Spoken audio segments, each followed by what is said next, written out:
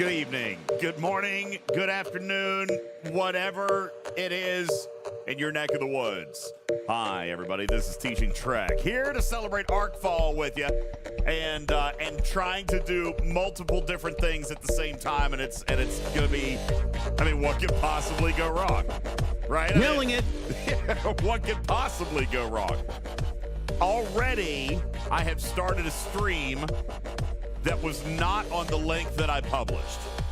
How does that even happen? Don't know how that happens. I know. I sent everybody to the wrong stream, doing it live. What could go wrong, Damoff? No clue. Welcome in, everybody. Appreciate you guys. Oh, yeah. Nothing could go wrong, Jared. Nothing. Oh, Steven Zarin, thank you for the sticker, the hype chat. I don't know what these things are on YouTube. We haven't streamed in YouTube in a year. We haven't streamed in YouTube in a year. It's been a long while, isn't it? Yeah, I don't know. I don't know what this stuff is. All right. Morning, everybody. Welcome to Arcfall. Welcome to Arcfall, everybody. Appreciate you guys all being here. My name is UltimatDJz, and this is Teaching Trek, the Arcfall video. And yes, you guys get the cat. I wasn't going to do the cat, but then you guys asked for the cat. You got the cat. All right, there you go. You got the cat. Isn't everybody excited? Good morning, everybody. We are going to try to get through a script. All right. For those of you watching the YouTube short at the moment, I am going to try to get this through so you don't have to watch the entire stream. All right. Because I'm a nice kitty. All right. So what I'm going to do is I'm going to show you things. All right. I'm going to pull up things to show you things. And we're going to try to bang this through real quick. Griffin, good morning to you. Welcome into the show. Thank you. All right. Here's what I've got. And I am recording right now at the same time as I'm live streaming. I don't know how this is actually going to go, but what I plan on doing is uploading this very quick and dirty Arcfall video. It's going to be not produced. It's going to look like garbage, but it's what we're going to actually try to do to keep some people from having to watch the entire live stream. All right, so this will basically like all our other content. Perfect. This will basically serve as our Arcfall video, if you will. Ladies and gentlemen, welcome into Symbiosis. All right, I'm going to load. Oh, no. I forgot to download all of my assets. I forgot to download all the assets. So here's what I'm going to do real quick. I'm going to come over here, and I'm just going to click keep on this device, and it's going to start downloading some stuff. Ladies and gentlemen, welcome to Symbiosis Part 1. All right. This is the artwork that you guys have seen in and around the game, in Beck's post, in the leak video. It is all about a Trill character. We're going to talk more about that coming up in a little bit. But first, I'm going to just go down the list. All right. I'm just going to go down everything and tell you what's going on. We have a new fleet commander, which you guys already knew. Ladies and gentlemen, Fleet Commander Lorca is making his way into the game. And he is bringing with him a brand new ability. All right.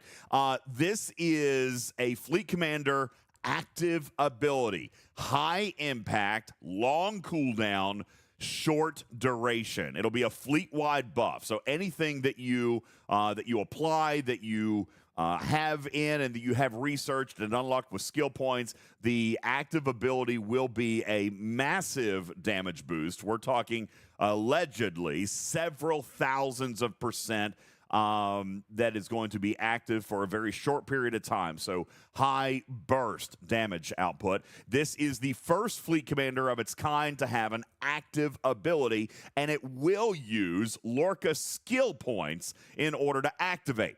This fleet commander must be in the first chair. This will provide choice with the active abilities as more fleet commanders are released with abilities in the future. Cooldowns for switching fleet commanders have now been reduced to 1 hour instead of 6. But you'll need to shuffle your fleet commanders around a little bit because he must be in the first chair if you want his ability to work. My cat, on the other hand, will not work.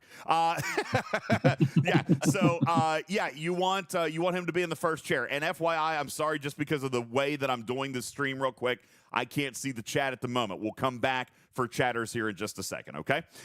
Building requirements have been lowered for the introduction of skills. One of the big things that we have seen in the past is the push or the drive to get all the way to Command Center 40 or Command Center 50 or Command Center 55 to get some of these skills unlocked. They have gone through and restructured these skills for Fleet Commander Lorca. Building requirements for unlocking the skills have been significantly lowered. However, to max those skills will continue to require higher levels. This was done in an attempt to give everybody a little bit more feeling of value from the Fleet Commander, so it's going to give more options for you to unlock and start to experience those skills early on. Lorca is said to be the best of all fleet commanders, the best of, providing a new ground floor basis for future fleet commander deployments. He will consist of some of the best skills of all the other fleet commanders, including speed, efficiencies, and lots of different types of damage. There are no rare skill points with Lorca, which is actually super nice. No rare skill points at all. Even the active Lorca damage ability will consume Lorca skill points. They will have limited sourcing this month and will not currently be in the Titan refinery for the time being. We are expecting to see some type of Sloan-style sourcing for these skill points this month, but have been assured that there will be better and more regular free-to-play sourcing and engagement-based sourcing in coming months. He will, however, use the same credits and XP. So if you've been keeping up with your Borg solos, then getting him leveled and promoted will be no issue, and that will impact the active ability. So for those of you who have some of that stuff banked up, you will be able to probably get the most out of your active ability pretty quickly by using the Borg solo stuff.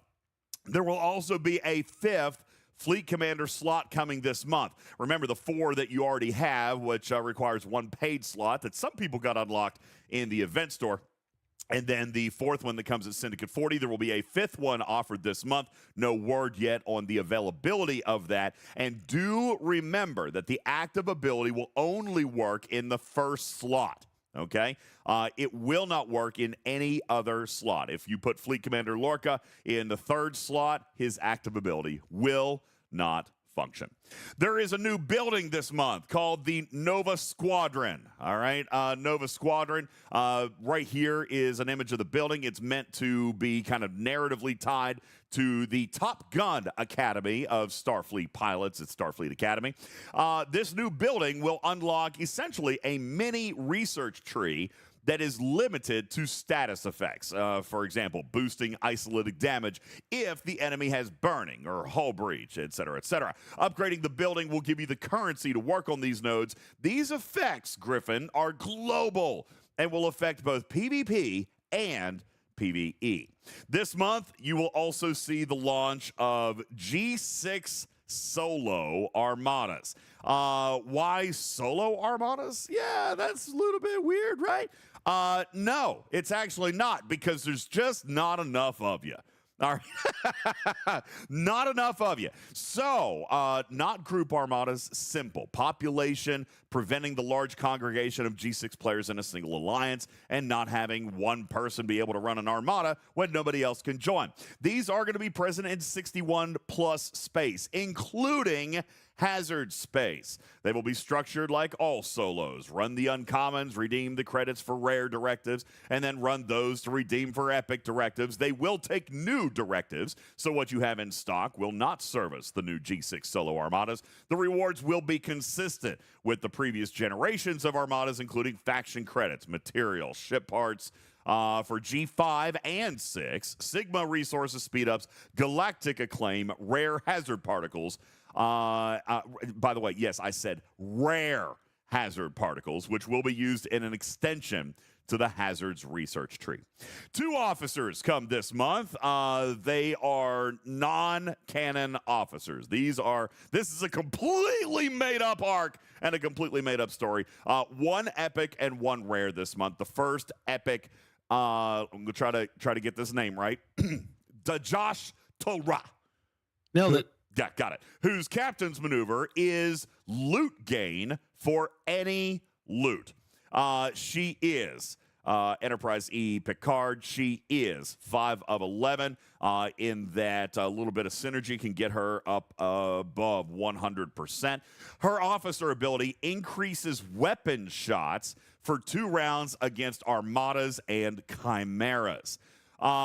Totally is the rare officer this month. This is Tolly, and I appreciate the fact that last month Beck got put into the game. This month, I got put into the game. Look how dashing. Tolly is the rare officer who is a below-deck officer, I believe. No captain's maneuver, but officer ability. His officer ability lowers Armada and Chimera mitigation stats by a percentage of defense. I could see that probably being important to some lower-level players, but his below-deck ability, kind of in Alexander Dane styling right there, will increase warp speed by a gargantuan amount. Can you imagine, Griffin, a warp speed increase of 1,500% that will come when you max out Totally here? So helping to speed things up all throughout the galaxy. New artifacts will present this month. We've got 8 new artifacts. They are temporal in nature. I'm trying to see if I have any of the icons. I don't know that I do. Yep, doesn't look like I do. There are 8 new temporal artifacts. These are going to require the same currency as the other temporal artifacts. There are 2 epics that increase isolytic damage and increase mats and resource cost efficiency for G4 through G6. There are 3 rares that will increase apex barrier when your enemy has a state. There's 1 for each of the 3 primary states. And then there are 3 uncommons, which will increase max cargo, construction speed, and 1 for specific loops resource, like specific loops research resources. So like, helping efficiency for, other loops. There is a new Cerritos, Defiant, Mantis, Monavine, Titan, and Voyager. Thank you. That obviously came from the patch notes that I haven't read yet. There is also a new Forbidden Tech this month, epic in design, that has been designed, Griffin, allegedly to be the best yet. It's called the Quantum Slipstream Drive. This does need to be equipped on a ship, just like any of the other Forbidden technologies. But as a note, Scopely thought it was important for players to know that all 4 of these abilities have been sourced from the community through VIP channels and the Player Advisory Council. This one is entirely player-built. So we would like to see how it goes and how you guys react to the abilities that were chosen. The first one are going to be is increased warp range. All right, which, Griffin, I can see being pretty daggone valuable depending on how stout this becomes, but increasing your warp range for any ship that it is equipped on, which people have talked about, wanting extra warp range. This is going to do it. Your next one. Up to 15%. 15%. That is a massive number. That's 15% net, by the way, guys. Increasing crit hit chance will be your second ability. Decreasing opponents' shield mitigation every round as a cumulative stack will be the third one. And the fourth one, increasing shield health points for the ship. These are global, folks, meaning they work in PvP and PvE. There is a new refit for the Gorn Eviscerator that will add buffs to your ships that cross through a rift. This one is a little bit weird to me. If you have the refit, you have to cross through a rift with a normal ship. It doesn't have to be your rift. It can be an alliance mate rift. But as long as you cross through the rift and you own the refit, then you are going to do kind of like Fleet Commander Lorca. You're going to get a high-impact, short-duration buff that is automatically enabled and does not cost any juice. So if you got the refit and then you take a ship through a rift, it's going to come out the other side with these bonuses and whatever. And that is going to come as a result of owning the Eviscerator refit.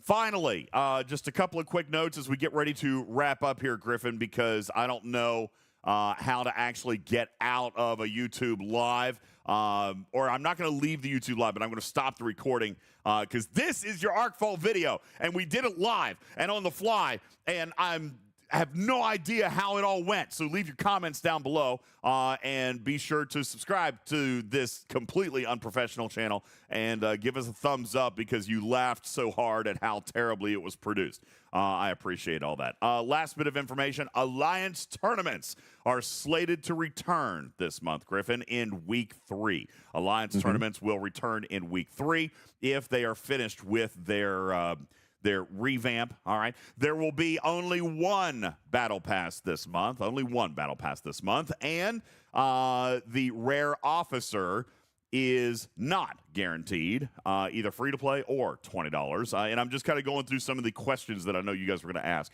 Let's see. There are only 2 weekends of auctions and a heroic SMS for the Epic. There is nothing planned, or they're reserving rather week 3 for something else potentially. Yeah, you'll have weekends 1 and 2 for what was her name? Josh Tolra. All right, there you go. The Josh Tolra.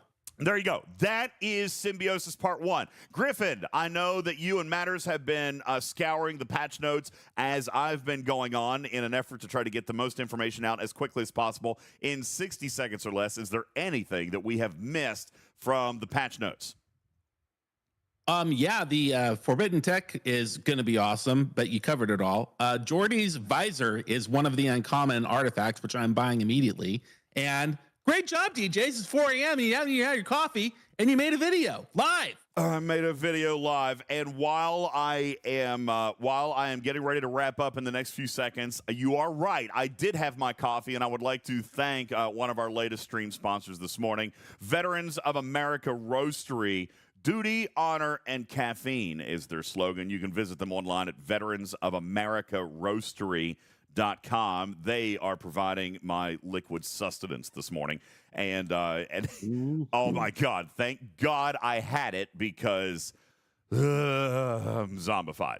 Ladies and gentlemen, that is your video. Welcome to ArcFall Symbiosis, September 2024. We'll be back right after this with more questions and tonight on Twitch for a live demonstration of this month's content. Thanks for watching, everybody. My name is UltimatDJz. This is Teaching Trek, and we'll be back right after this. All right, now you forgot to meow. You forgot to meow. Shoot, crap. All right, now the recording is done. The recording is done, so now I'm going to stay with you guys. Now I'm going to stay with you guys to answer questions or whatever. King Eagle says there's so much Star Trek that hasn't been covered. Why make up random stuff? I got no idea. Can I be completely Raj? You know what? It's not because it's 4 a.m. Raj writes, Arc seems really disappointing, but that's maybe because it's 4 a.m. No, it's not because it's 4 a.m. It's because it actually looks disappointing. All right. All right. At least it's consistent. And good morning to the 360 watching with us at 4:20 a.m. Thank you for being here. Good morning, everybody. Appreciate you guys all being here. We will at this point open up our panel. We've got Matters here. We got Puds. We got Karkin hanging out. And I believe Dr. Iron Chef is going to be coming over here in just a little bit. Yeah, this. Hey, did they say what they're changing with the Alliance tournament? No. Do what now? Not yet. They haven't. No. They haven't told. Will there be 2 battle passes again? No.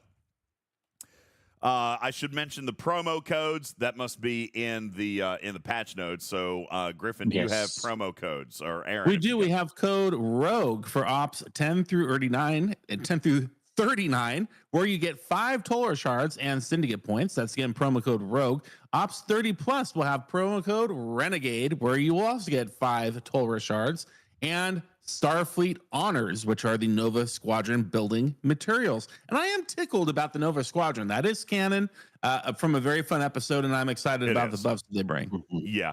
I kind of like that. That's the narrative thing. Duke says no Lorca on day 1. Absolutely not. Lorca. Here's why I'm disappointed. Let me just be completely straight up with everybody here. Okay, I'm going to go down this this list of stuff I just read you. Lorca Fleet Commander, IAP.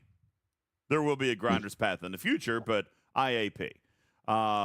Let's see. Nova Squadron. That is in-app purchase for those of you in-app purchase. All right, in-app purchase. Basically, it paid only. Okay, paid only. The only people who don't know are the people like me who don't pay. So we didn't need to know. Yeah. Now, you can't say paid only, DJ, because they did say there is going to be a path to Tim, just not on day one. So this month he's paid only. Okay, he's paid only this month. The skill points. The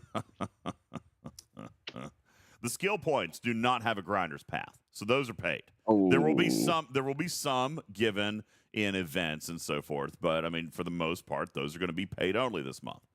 Okay. Don't they use the skill points for the ability to activate? Nope, they sure don't, Karkin. They sure don't come from the Titan. These are like Sloan, in which the skill points are going to be required to accomplish in another way.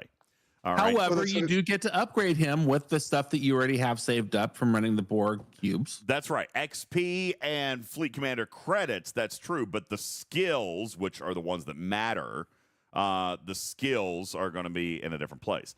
The Nova Squadron building, of course, they're going to do a heroic event with that, so you'll be able to pay to upgrade that thing. The solo armadas, all right? They're going to start you out with a real slow drip of those uncommons. And the fact that they're G6 in nature probably means that the refinery is messed up, because it always is for G6. So that probably means that's going to be really, really slow. But you can buy extra directives for that. Rare hazard particles. I mean, come on. Obviously, you're going to be able to. Now, in fairness, those are grindable with the new G6 solo armadas, but you'll be able to buy those too. The officers, an epic with a solo leaderboard and a heroic solo milestone. That's fine. And honestly, Josh Tolra, I'll just call her Tolra. She actually doesn't look that bad. I kind of like her ability. She's like a better Miles O'Brien, who you can guarantee rocking. Yeah, she actually looks good. And so I'm looking forward to the heroic solo milestones to get her upgraded. And honestly, Toli doesn't look that bad either. Certainly, specifically for below deck. I like going anywhere faster. All right. The artifacts, forbidden tech. I mean, this is all paid content, guys. And so that is my gut reaction. The Gorn Eviscerator. My gut reaction tells me, holy smokes, what are we buying this month? You know what I'm saying? Oh, everything. Everything. Hey, what do you guys see on your screen right now? Do you guys see? I see you with the patch notes in the background. Okay, that's weird because my preview shows Lorca for some reason. That's kind of weird. So the new solo armadas, Brett says, are they FKR? Yes. Well, they are FKR themed, yes. They are in FKR space, yes. And the first ones will not be in hazard space. That's correct. The level 61s will be in generic space. All right, so you will have the level 61s. They don't start in hazard space until level 63. Guru says, so is there anything new for free to play? No. I mean, yes, that's not fair. Officers. Okay? And the officers don't look bad. To be perfectly honest with you, I am not fussy about the officers this month. I'm fussy about the rare officer not being acquirable in any sort of way. But the epic officer does look as though, I mean, that's another 5 of 11. That's another another NTE Picard. This is another loot gain officer to allow you some time mitigation, right? Some speed mitigation, or being able to grind with more than one crew. So actually, I am very, very pleased with the epic this month. The ability for that one is armadas and envision, correct? Absolutely. The officer ability is armadas. Officer ability. So now we have a loot officer that actually will assist in armadas. That's right, because NT Picard does not. 60, 20, 40 synergy setup. Yeah. 60 at base, 40 with big synergy. So you could get her to 140% loot bonus against any hostile, and then you could 140, 60-40. So it's 100. Well, what are the other officers? Right now we only have a rare that we can't get. This month you only have one other officer, but it is a multi-month arc. All right, there will be more parts. Okay, there will be more parts. So there will be other officers that come. Now, narratively, I do actually kind of like what they did with the story. I got a chance to look at the story this month. The story actually looks kind of cool. All right, it is all about a Trill symbiont.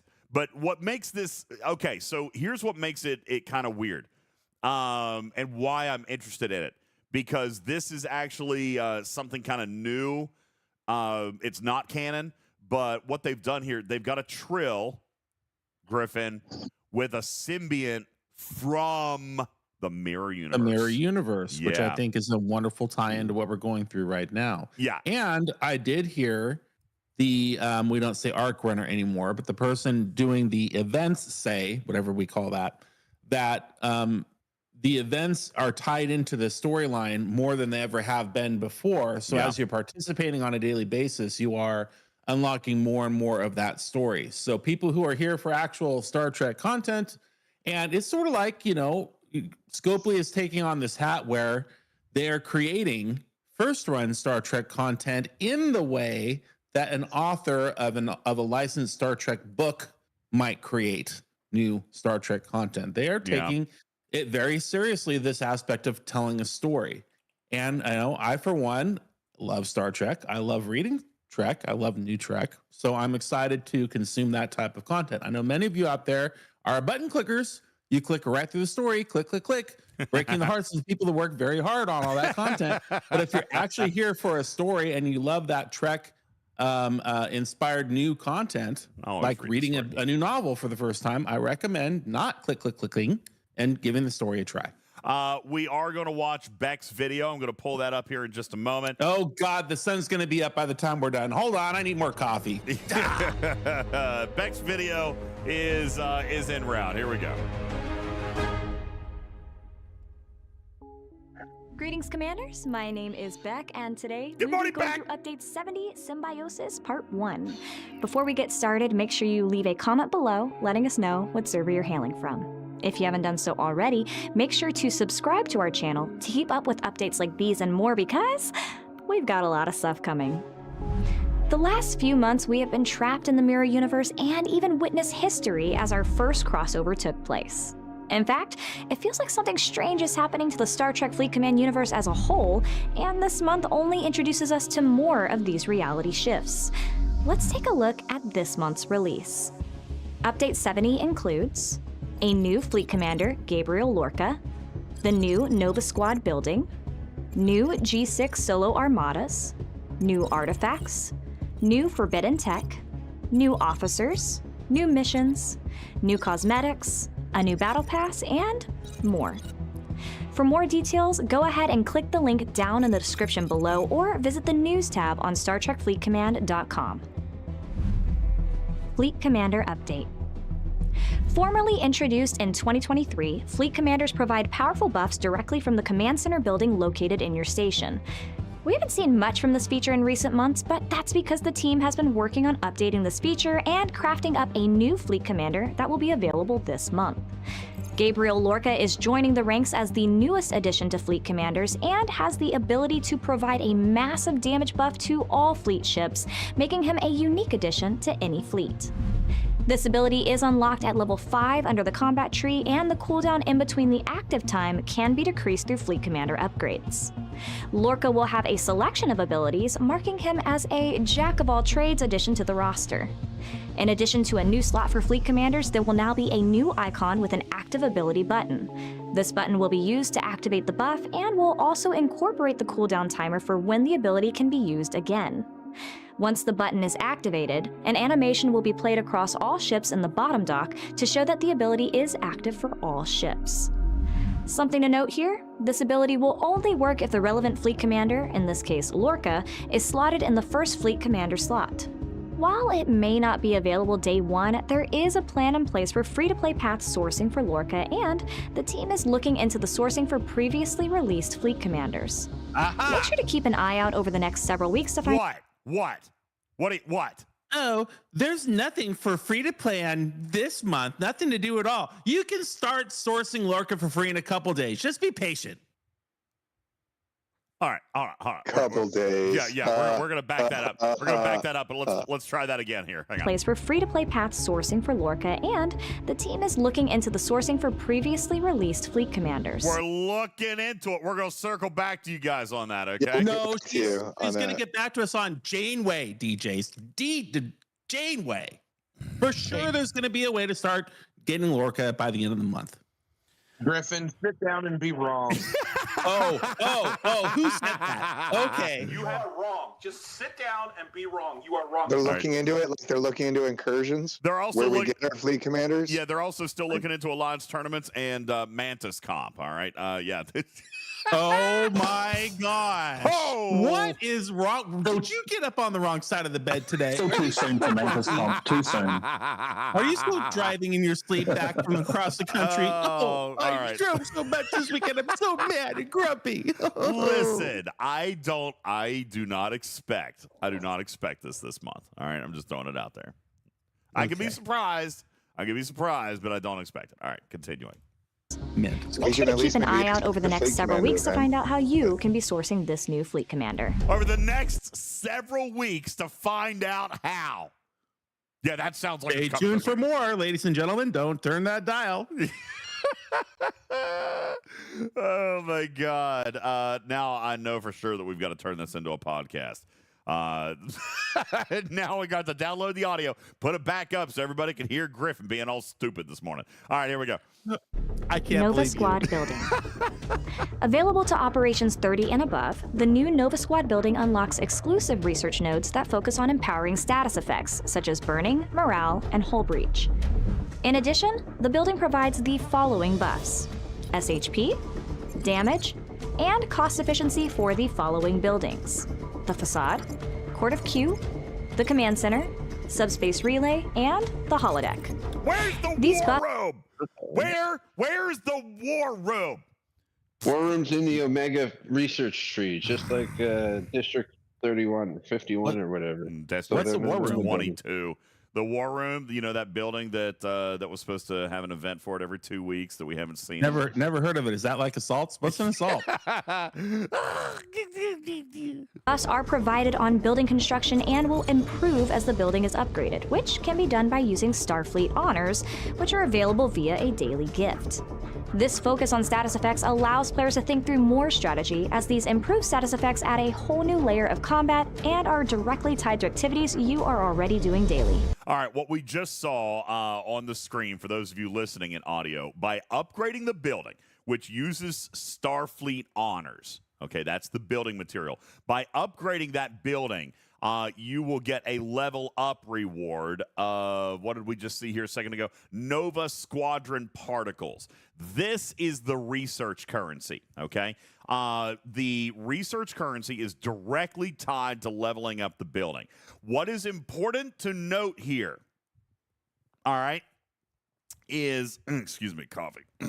What is important to note here is that there will be prerequisites on the research, and that the building will eventually, upon max, source the exact amount of research particles that you would need to max that tree. So it's not like a skill points thing. You remember how we talked about that, Griffin, in the very beginning. It's not a skill points thing where there's a finite supply and you will not be able to do everything. You will be able to do everything. But it is precisely matched. All right. So, and there are going to be prerequisites. So you will have to choose what's important to you up front and go through. You will be able to eventually do them all, but that potentially may require levels of the Nova Squadron building that are beyond your current ops. So just be aware that there are enough Nova Squadron particles to finish all of that research, but you're going to be gated along the way by your ops. So be sure to choose the research that you believe is going to benefit you more in the short to medium run as compared to long run. Just plan it out carefully, because these researches are specific in what they do. For example, one of them is increasing isolated damage if the enemy has hull breach, right?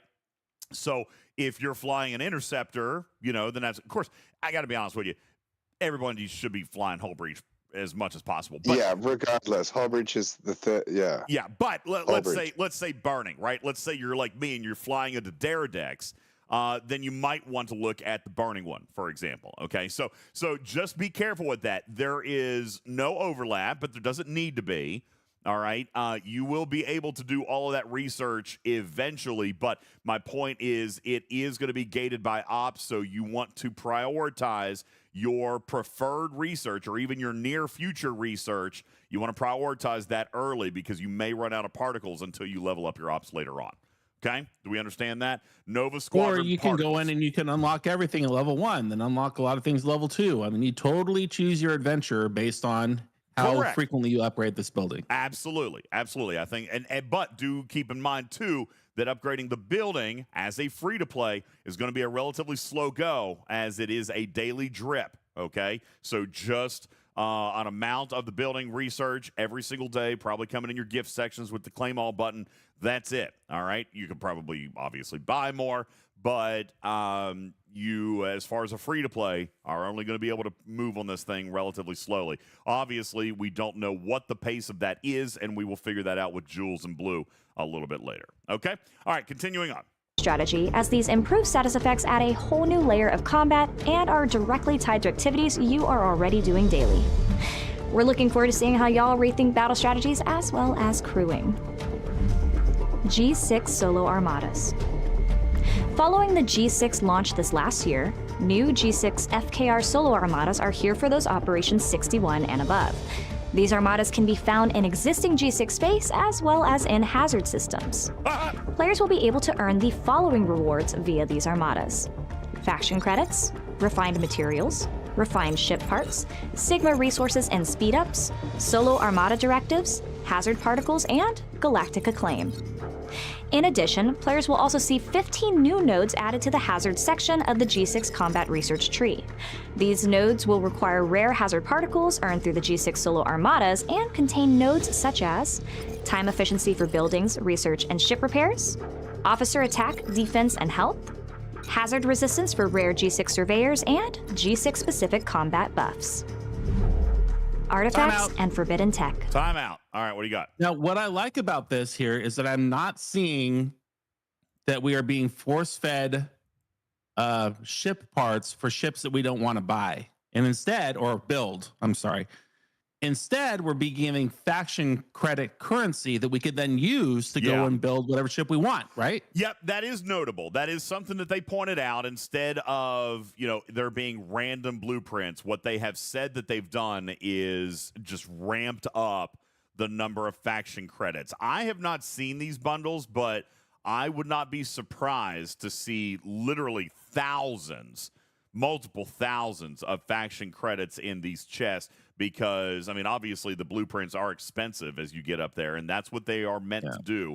So that is a good call out there, Griffin. They are they replace that by allowing you choice with the ships that you want to buy, instead of just feeding you a bunch of blueprints that you may or may not ever use. So that is a good call out. That was an improvement, and that was inspired by the VIP community. So thank you guys for that. I think that's actually a good move. That's fair. All right, let's see. Oh, I'm sorry. Is there something that you liked that you had to talk about today? No. I didn't think so. No, because I don't care about that, but some people might. All right, oh my God. Push play. Artifacts and forbidden tech. 8 new artifacts are being added in this update. There are 2 uncommon, 4 rare, and 2 epics being introduced this month, with buffs such as an increase to isolatic damage, apex barrier, max cargo, cost efficiencies, and more. You can find a full list of the new artifacts via the official patch notes on our website by clicking on the link in the description below. In addition, there's new forbidden tech this month. Created straight from player suggestions via our feedback channels and surveys, the new Quantum Slipstream drive is forbidden tech that increases base warp range by up to 15%, increases critical hit chance by up to 20%, decreases opponent's shield mitigation every round by up to 25%. By the way, that's cumulative. 25% per round. So by round 4, they have no shields, right? Well, yeah, I would say that is accurate. This is obviously a multiplicative, right? So, yeah, by round 4, there would be no shields. And this is global. All right, this is global. This is PvP and PvE. Just imagine. Whew. HD says, how is giving you random faction credits instead of random blueprints a help? I mean, it's certainly, that's why I'm saying it's not a perfect scenario, HD. I mean, it is probably better, but you're right. What happens then if you draw faction credits for a faction, you don't have enough rep in, so you can't buy the blueprints anyway. I agree. It is slightly better because there are other things that you can use faction credits for, like officers and things like that. So there's other things you can use them for, but that's why I say I don't really care. You know what I'm saying? Like, to me, this is 6 of one, half dozen of another. It is probably 5% better, but I mean, it's not like wildly, amazingly better.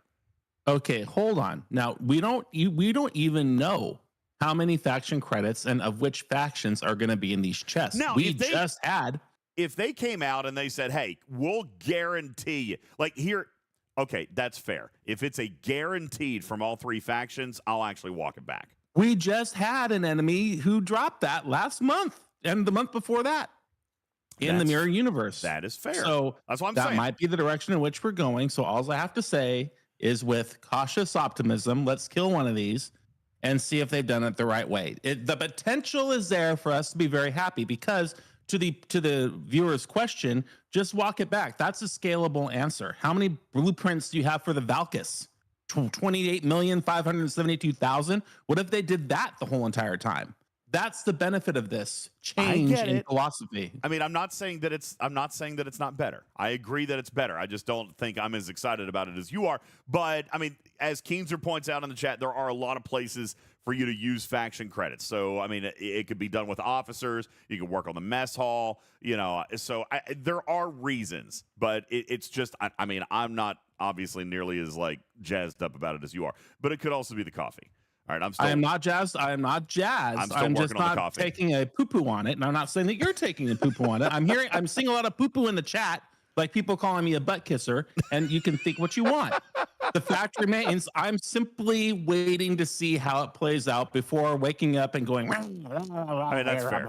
That's fair. All right, that's fair. Okay. Push play. Yes. Now, I do see in the chat that people are talking about this new Forbidden Tech, saying this looks OP. I mean, it was kind of built this way. How is it only a quantum slipstream? It totally is the Warp 10 drive. It is. Yeah, this is a big Forbidden Tech. But I got to be honest with you, all 4 of the now I'm sure they decided the amounts, obviously, but all 4 of these abilities were curated from the community. So you know, this is player derived. All right, I don't know how it's going to play out. I mean, honestly, warp range and the fact that it's the first ability is actually very, very good. All right, that is indeed good. That's a good thing. Okay, between that and the other features, you could literally slap that where it belongs, which is on your Voyager, and you can make Voyager great again. NX-01. Put on the NX-01. Isn't this kind of Slipstream? That's a Voyager component. If it's paid only, isn't it kind of just like the disco warp thing? Like, it's a quality of life. We should just be giving, give us more warp. Stop holding it back. Well, the fact that this thing has other abilities and so forth, I think is why it's probably going to be justifiably paid. However, I also have been told that there will be sourcing on this eventually. DJ, can we talk about the artifacts? How will they be sourced? Well, they said that they are in the vein of Mark 63, which were all those other. Yeah. Sorry. Thank you. That reminded me. Sorry, I didn't mean to interrupt, Griffin, but you're absolutely right. These are temporal. Okay, these are temporal artifacts, which means you're getting the same currency every single day, and you will be able to immediately go in and start buying these if you want. When I say buying, redeeming with your temporal crap, your temporal. What are they called? The things. What are the things? I know we all know what you mean. The Yes, thing. and here's the thing: this is the one thing that can be now considered free to play. Yes, Giving to this on day one. I applaud them for that. that's Because true. we already have the max, we temporal already have the max disruptors. artifacts, and we're already getting the little unitizers and redeeming. So it's. Nobody has all their temporals maxed. I didn't mean to say all. I didn't mean to say all. If I said all, we have collectively all have some of them, maxed or up to where they're now, given that currency, right? Thank you. Yes, the temporal disruptors. You guys are The correct. disruptors. That's yes, the it. Temporal disruptors. disruptors. Thank you. I have Only if Mara you reach works with drop. these as well, by the way. Yeah, temporal disruptors. So you kill the silent hostiles and you get the artifacts. That's right, Mentor. So Putz is right, or Matters is right. This is an immediate option for you to start grinding on. Okay, there you go. Even if you might be free to play, for example. Yeah. I that's fine. Okay. Again, let's remind people what they are. The epics increase isolytic damage and then increase material and resource cost efficiency G4 to G6. I don't know if it's buildings or research or whatever, but I mean that's good. That's great. The 3 rares are increasing apex barrier when your enemy has a state, and then the 3 uncommons are max cargo, construction speed, and specific loop research resources. Now, again, reminding you that these are artifacts. So that's good. Because these are always on, right? As you unlock them, they're always on. You don't have to equip them. So I don't know. We're gonna have to look at the bonuses. This one's got to be the efficiency one against all. Unless you're like totally maxed out on the other. Here's the thing. There are some arguments in the community as to which ones you should be maxing first because of the temporal disruptor return rate. I got to be honest with you. I am probably going to look at the uncommons first. Yeah. Oh yeah. Okay, because matters hopping right into that. You're looking at the cheapest and fastest way to get one to level 8. All right, correct. That way you can get more temporal disruptors from the overflow of the other things. You got to remember, the temporal disruptors will increase their payout as you get more artifacts to level 8. So I currently only have 1 to level 8, or maybe 2. I think I've got 2 now. I've got to get 3 more to level 8, and this month is seemingly probably very possible to do something, or at least fast track that. Now that we're going to have uncommons to do that, so that will probably help. After the Great Eye of Aura or whatever, I have maxed out 2 of the other uncommons, so I have 3 of them now. Yeah, I couldn't justify dumping disruptors into the uncommon. I know I should have Matters, but I decided to go with La'an's Watch, which is a rare. It's going to take me a little bit more, but at least it's helping me along the way. So, but that's right, Chris. Well, that's why you just hit 61. Yeah, the building speed up is probably helpful for you. Yeah, that's why I decided to go with that one. And you're right, Chris. That's what we're talking about. More level 8s give you more remnants, and that's exactly what we're discussing here. Is that this now provides more uncommons for you to get to level 8 faster. Getting the eye to level 8 will give you faster, getting your uncommons up faster as well. So yeah, you want to get that Eye of Ara up as much as you can. Not getting it into max, but getting it to at least to level 8 will speed up your. Hopefully, people have already done that. That should be done by now, Aaron. The Eye of Ara to level 8 was on everybody's to-do list as far as every content creator's recommendation list was getting that to level 8 before you did anything else. So hopefully that's where it does people have an are. ops restriction to do that. To what, level 8? Yeah, it's got a building. Unless you hit a certain ops. This is what I'm trying to say. This is the good news. These artifacts, this group is built in a different way, in which the unlocks are much more reasonably plotted out. The Arc Runner said that the bummer with patch 63 was how high your artifact building had to be in order to get some of these maxed at the time. The Eye of Mara was not one of them because it was an uncommon, but other ones you had to be like Ops 60, like that building, the artifact building, you had to get into the 60s in order to max it out and start getting that currency. So this group is not that way. This group is built to be maxed at a lower Ops level, which is a correction of the mistake they made 7 months ago. That is true. They did say that they were going to allow them to be to generate remnants at a lower artifact gallery level. I don't know what that is specifically, but Griffin is right. These now they're not retroactively affecting that, but these new 8 will be able to be maxed out much earlier, okay, than what the other ones will be. What does level 8 get you? There's a whole bit of content on that, John, but level 8 allows you to pull extra remnants and therefore extra temporal disruptors. It's kind of think of it like an overflow loop. Okay, so like how the remnant shards were for the original artifacts, and it's an improved efficiency on that loop. So the more like when you max the officer, you got the transport overflow patterns. from transporter patterns. Yes.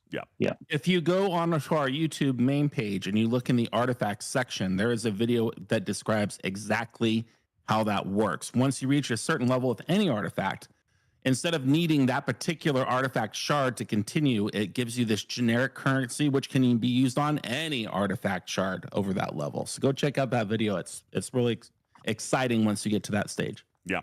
All right. Continuing on then. Let's continue on with Beck's video here. Damage, apex barrier, max cargo, cost efficiencies, and more. You can find a full list of the new artifacts via the official patch notes on our website by clicking on the link in the description below. In addition, there's new Forbidden Tech this month. Created straight from player suggestions via our feedback channels and surveys, the new Quantum Slipstream Drive is Forbidden Tech that increases base warp range by up to 15%, increases critical hit chance by up to 20%, decreases opponent shield mitigation every round by up to 25%, and increases base shield health by up to 4,000%. We can't wait to see it in action. New officers. 4,000% shields. God bless. Up to. Two new officers are joining the ranks in the Symbiosis arc. EvisceratorJosh. I'm sorry. What? Why are you guys talking over back? What is wrong with you? Karkin! Well, I mean, it's not going to matter if you're fighting someone else with the same forbidden tech. Your shields are going to be negated in 4 rounds. What does it matter if you have 4,000% extra? See, the circular research. If everybody has everything, it's null endgame. It's circular game design. It's the way. Yeah, it's I know. Just like the fast passes at Disneyland. If everyone has a fast pass, nobody has a fast pass. That's You're right. Exactly right. But it's mitigation. Is that removal of the effect of mitigation, not removing shields? It's bypass of shield. Go back. Decreasing opponent's shield mitigation. That basically increases your whole shield split. So instead of the 80-20. That's right, Delurge. If your mitigation has gone on round 4, who cares about the shields? Which essentially means that 4th ability is actually out of order, isn't it? That 4th ability means absolutely nothing. And only PvP against other people who have the same thing at the same level. Right, because PvE is a thing with us too. Yeah, it works everywhere. But see, now, didn't we? Hold on. Didn't we make a huge big deal about extending combat in this game? Did we not? We did. Okay, so now we're going to come in here and basically say that this artifact is essentially only worth it if you can complete battle in the first 4 rounds. We forgot about it. Okay, just throwing that out there. 2 steps forward, 17 steps back when it comes to combat. You know, they keep increasing isolytic damage. All right, they keep jacking that thing up. Now there's increased damage, which, by the way, just increases isolytic damage. The whole point was to mitigate damage down to a sustainable point so that you could get combat to 25 to 30 rounds. So what do we do here? Let's skip everybody's shields after 4 rounds. This is dumb. Well, you just need more Apex Barrier. Go work on that.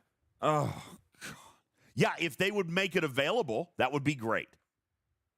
but all that's paid too. Oh man, somebody needs to clean out your litter box. I'm going to get some more coffee. You are so mad. I am very grumpy about this. No, it's not PvE only, Spectre. It's global. PvE and PvP.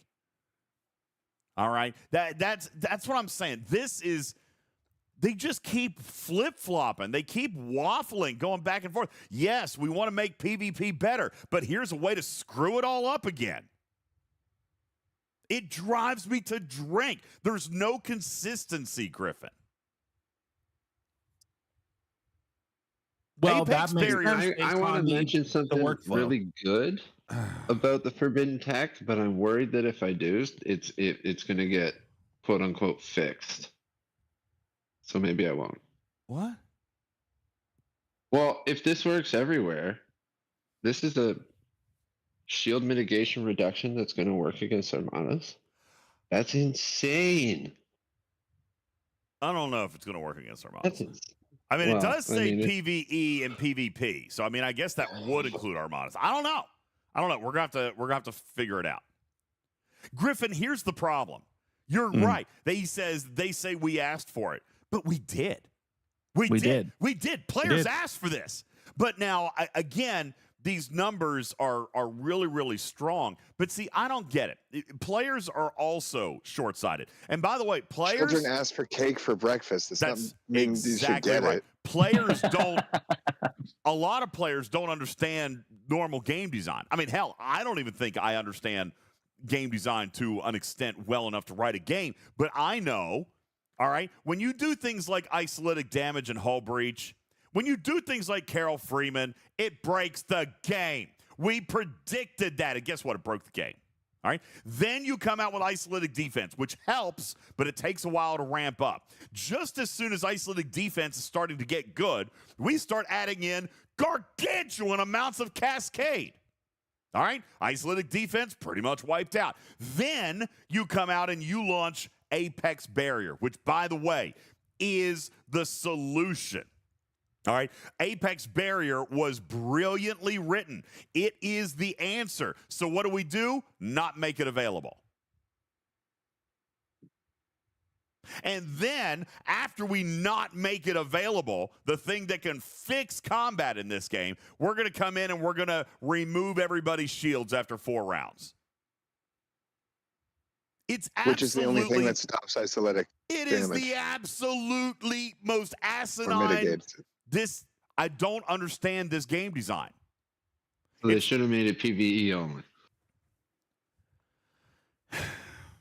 Yeah, but if they did, it wouldn't sell. Well, there you go. They made it with the player requested abilities, which probably were mostly requested by people thinking in PvE scenarios. And to make sure that it would sell, they made it work in PvP. I don't want to say their hands are tied, but they did what they should have done. They gave people the abilities they wanted, and they also made it something they can monetize, which is their business. That's what they need to do, and it's gonna screw with PvP a bit, but they'll come back with a prime to fix it. Probably. The cat shaking his head in disdain is the funniest thing that I've seen all year. It's just aggravating. It's just Poor aggravating. cat. Oh no. All right. Good news, DJs. Not everybody gets it maxed on day one, so it's not going to affect a large majority of the game for a very, very long time. So at least you have that. Only the they have top time end to fix the problem they've just created. Only the top end of the game who will buy it on day one. Correct. And then use it against level 39 and 40 players. Oh boy. Listen, I'm a 61. We won't I can last still 4 rounds. hit What are you talking G4 about? players. Why is that even possible? I can take my 1.2 billion powered ship and I can go hit Pylums. I can hit Kelvins. Why? Well, they shouldn't have been in your territory. I digress. All right. I'm off topic now. Let's continue. 5% and increases base shield health by up to 4,000%. We can't wait to see it in action. New officers. 2 new officers are joining the ranks in this Symbiosis arc: Epic Dejaj Tara and Rare Toli. Epic Tara's captain's maneuver is Safecracker, which provides an increase to loot gained, while their officer ability, No Locked Doors, provides a chance to increase base weapon shots by 100% for every 2 rounds against armadas and invading entities for 2 rounds. Also joining this month is Rare Toli. Toli's officer ability is the Looking Glass, which decreases all armada, and also joining this month is... I want to go back for a second. I think I heard something wrong. Yeah, she mispronounced. No, you heard it. Let's 2 see. rounds and 2 rounds thing or something? Every 2 rounds or Officer something she ability is said? increasing shots by 100% every round against armadas and chimeras for 2 rounds. Oh, wait. No. Okay, no. This is right. This is right. It's worded weirdly, but again, that's what Scopely does. They word things weirdly. Okay, this is increasing base weapon shots by 100% each round for a duration of 2 rounds against armadas and chimeras. Meaning starting round 2, it'll be 200% until the end of the battle. Correct. There you go. Well, no, it's a proc rate. Okay, that's what you do. So it's 30% proc rate at tier 1. Now, if you had it at tier 5, you're right. You would be guaranteed. Okay, you're guaranteed. But at tier 1, it's a 30% chance, which, by the way, is worse than Miles. That's synergy based. It's your captain ability, isn't it? Not tier. No, this is the officer. This is the officer. Ability? Yeah. Oh, okay. Oh, The captain's maneuver is loot. Sorry. The captain's maneuver is loot. The officer ability is a chance to double shots every round against armadas and chimeras for 2 rounds. Now, this reads... It's the same proc as like Nero and Gorkon of the old days of procking like Hull Breach and Burning. Close the same thing where it will proc have the multi-shot. And it lasts for 2 rounds or that kind of thing. And then it will still potentially proc in each round. No.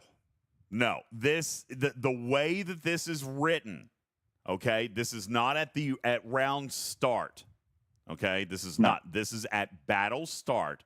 You've got a 30% chance to double your shots every round for a duration of 2 rounds. This is very, very weird. So let's means potentially, and it won't be boosted by Pike because neither is Mud 2. That's correct. Not only that, but there is a 70% chance at tier 1 that she does absolutely nothing for the duration of battle. The duration of battle. All right, making her much less reliable than Miles. At least with Miles, you've got an opportunity each round to proc. This officer is a pre-battle proc. She either will turn on or she will not. Okay? Basically meaning that this officer, in my mind, is completely worthless until at least tier 4. Yeah, that should really be an at-round start ability. That's not good that it's not. Yuck. It should be an at-round start ability. And by the way, it may be. But the way that they have this worded, it is exactly what I have just told you. And we have not yet been able to seek confirmation. Testing will be required.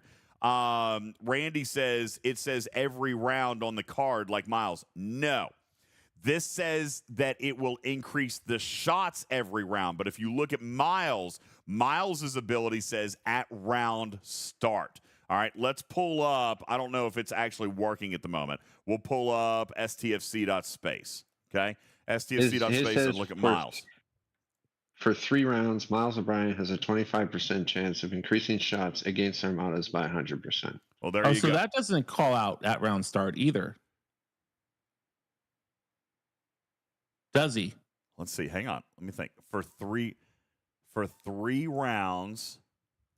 Yeah, it's weirdly worded as well. That is weirdly worded then. I'm thinking she has to be at round start. Otherwise, why make her cumulative? There's no point of making her cumulative if it's just for the first 2 rounds. No, I'm not saying it's just for the first 2 rounds. It's every round. What I'm saying is the proc chance will either fire or it won't. You've got a round one D-Day there, all right? It's 30% that it's going to work every round or 70% that it won't work at all. However, I acknowledge that Miles O'Brien is worded similarly, and he is a per-round proc, correct? Mm-hmm. Well, Hence Lazy Miles if he's not. yeah. Yeah, so we're But going he to have doesn't to... have the limiter of only the 2 rounds. The fact that it's only has a 2-round limit does sound like it'll either proc or not proc and go the 2 rounds. No, because it's every round, okay? Yeah. And it stacks, but only for 2 rounds. So it's like Miles, who works in 3 rounds, but in this case, it works for 2 rounds. So when you get to the 3rd round, the round 1 ability falls off. So the most it can ever get is an increase of 200%. Yeah, it's not an ever increasing If it cumulative. continues, then past the then it sounds like it would be. The cumulative only means that you can go beyond the 100% and go up to 200% in the 2nd round.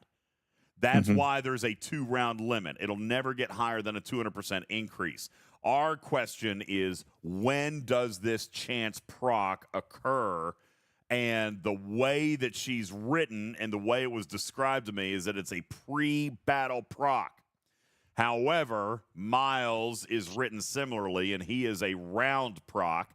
So we are going to have to test on this. This is going to have to be determined. If What she happens is in round 3? Does the thing just stop? Like no more anymore? No, it'll be just like Miles. In round 3, the benefit you got in round 1 falls off. So in round 1, you have the then you get your 30% chance to go again. That's not the way the she's coded. Yeah, her percentage. Her 100% is going to fall off in round 3. But the way that it's written, Karkin, is that 30% is a pre-round chance, like a pre-round thing. Basically, at the beginning of battle, is she going to work or is she not? Think of her like a Harry Mudd. Okay? Yeah, She's either going to work or not. And that's it. Extra shots or no shots. That's it. Extra shots or no shots. So No this extra shots. Yeah, so this definitely, or no extra shots, fair. So this does need clarification and or testing, says certainly. I agree. Robert Jackson, that's what we're hypothesizing. Can the officer proc in the 2nd round? And the answer to that, according to my hypothesis, is no. That is based off the information that we have received, is that this officer will have a pre-round proc, basically meaning that 30% will happen pre-round and will not happen again. So she either will increase weapon shots every round, stacking by 100% for a duration of 2 rounds, or she does nothing, which makes her a very, very risky officer. Now, if she performs like Miles O'Brien, then she's much more valuable. Still possibly lazy, but much more valuable. And honestly, Scopely would probably be wise to do that, okay? Otherwise, I feel like this officer really has no value until at least tier 4 and probably tier 5. And the reason why I'm optimistic for that is because in our pre-meeting, the pre, that's exactly how it was sold. Like a better version of the Miles O'Brien. That was the exact quote. So we will have to test and see. So what you're suggesting is that round start, 30% chance it happens. 100% weapon shot increases that round, and then again the next round, so you're at 200%. Now it's done, so it starts falling off. So the next round would be 100, and then the next round would be 0 again? No, because she will increase her weapon shots every round. That is why it says cumulative, For Russ. 2 rounds. Yeah. So it basically, think of it this way, okay? There's a couple of calculations going on. Beginning of battle, is she going to turn on or is she not? That is what changes with tier. That's the 30%. Is she going to turn on or is she not? Okay? If she's not going to turn on, then she does nothing for the whole of combat. That's it. Done.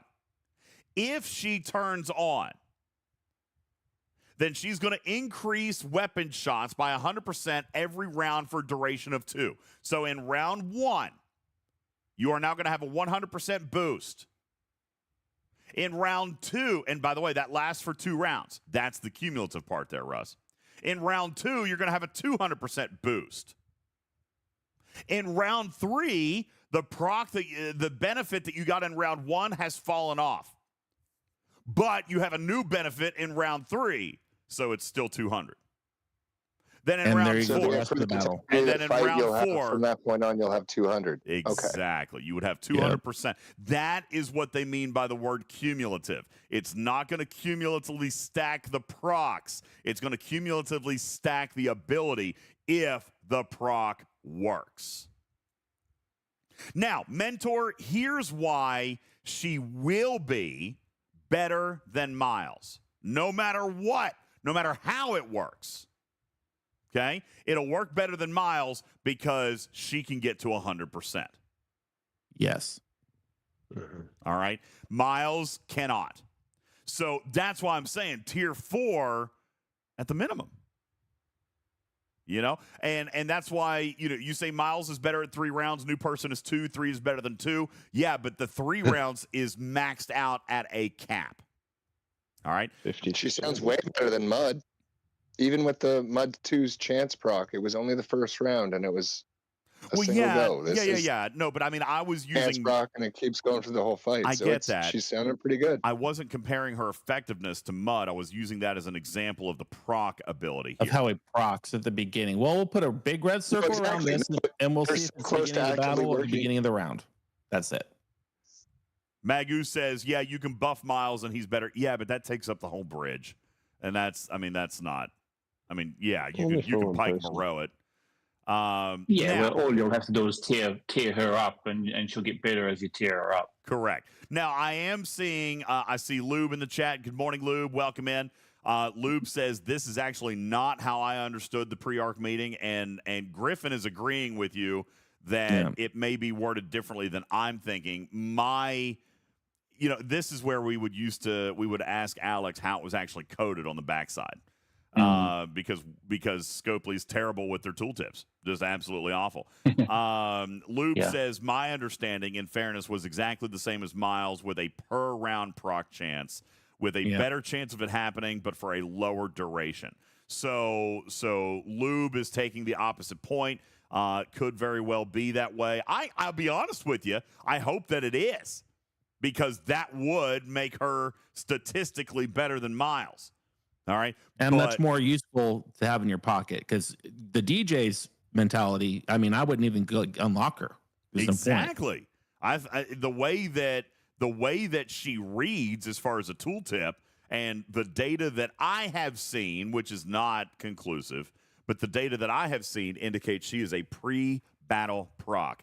And if that is the case, then she is trash. All right. Trash. I don't know about that. That just means you have the one chance. It either worked or it didn't. Well, yeah. So but you either have every single round of it's good, or you have the one. I could see many opportunities in a combat where I'd be happy to have that guaranteed from the start, rather than hoping that round that I need everything to happen on is going to have that happen. It's only 30%. That makes her good at tier 5. Okay. Yeah, but so you have to unlock her at least to start working on her. So saying, it's not worth unlocking her, well, you have to work your way through it anyway, so you might as well start as soon as possible to get the shards. Okay, rephrase. Not worth paying for a 30% chance. Yeah, there you go. All right. I'm not spending $1 on that one. Yeah. No way. I already got Miles for fair enough. Already paid for it once. That's right. See, that's how I feel about the Disco Prime. Y'all make fun of me. Now you just made my point. It's not even the same thing as the Disco Prime. You made my point. Thank you very much. Here you go again. You should be a politician. We're talking about something completely different, and here you go again, I paid for it reframing once. the argument to Not take a crap on the Disco. Oh my goodness, Lord. Not doing it. Have mercy. All right, let's continue. Push play. Oh, why didn't it go? There. 50% for every 2 rounds against armadas and invading entities for 2 rounds. Also joining this month is Rare Tully. Tully's officer ability is the Looking Glass, which decreases all Armada and invading entities' base mitigation stats by a % of officer defense every round, and their Below Deck ability, Too Hot to Handle, which increases base warp speed. We recommend keeping an eye on our official channels for updates to the event schedule and how you can be sourcing this month's officers. Missions. An unknown force is causing the dimensions of the multiverse to collide and merge. Reality appears to be in flux. For most, these changes aren't all that noticeable, but they carry a threat of a cataclysmic collision of dimensions. Join the story this month in 10 new core missions and 10 side missions.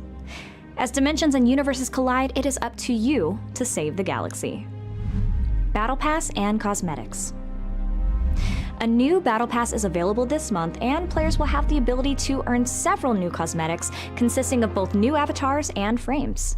Make sure to keep an eye on our event schedule to stay in the loop.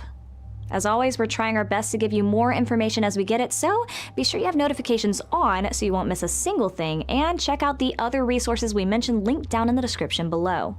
As always, our team wants to hear from you about what you're most looking forward to in this release, so be sure to let us know in the comments. But for now, we're signing off. Live long and prosper. All right, there you go. Boom, boom, boom, ba-doom. All right, Light Bull. See, Light Bull, Light Bull's pulling a ripper here and said, I just looked into the officer spec file, and it is a round start prop. Well, there you go. That's a happy day. Round of applause. There you go. Round of applause. Okay. Thank you, Light Bull. So the tooltip. Maybe we would all like the arcs better if Beck didn't use like this dystopian, depressing, like everyone just died soundtrack on the under these videos. I like it. I need something peppier. No. I think it's suspenseful and like, ooh, what's right around the corner? Blah blah blah blah. Okay, if you say so. I do have a couple of peeks at the avatars and frames this month if you guys would like to see a couple. First of all, Yes, please. yeah, this one excites me, no lie. This is a symbiont frame. Oh my god, it looks like a giant large intestine turd. I know it. I love it. Lord. I'll put into the graphics room for those of you in podcast form. The time Does it have an evil goatee because it's from the mirror universe? I might as well. Oh, that's good stuff right there.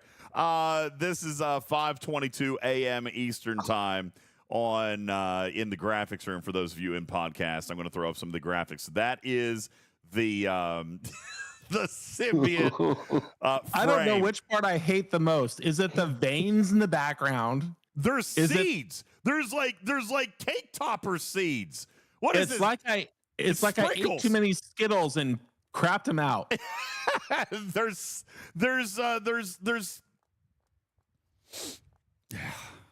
It reminds me to get my sprinkles prostate examined. That's for sure. Yeah. Yes. For those of you asking, there is a Nova Prime Wesley Crusher avatar. Ooh. All right. A Nova Prime Wesley Crusher avatar. There is also this one, which looks kind of cool. This is a Terran Commander's Chair frame. Kind of excited about that one as well. So that looks kind of cool. Let me see if I can. I wonder if the mirror universe Wesley Crusher would actually be good.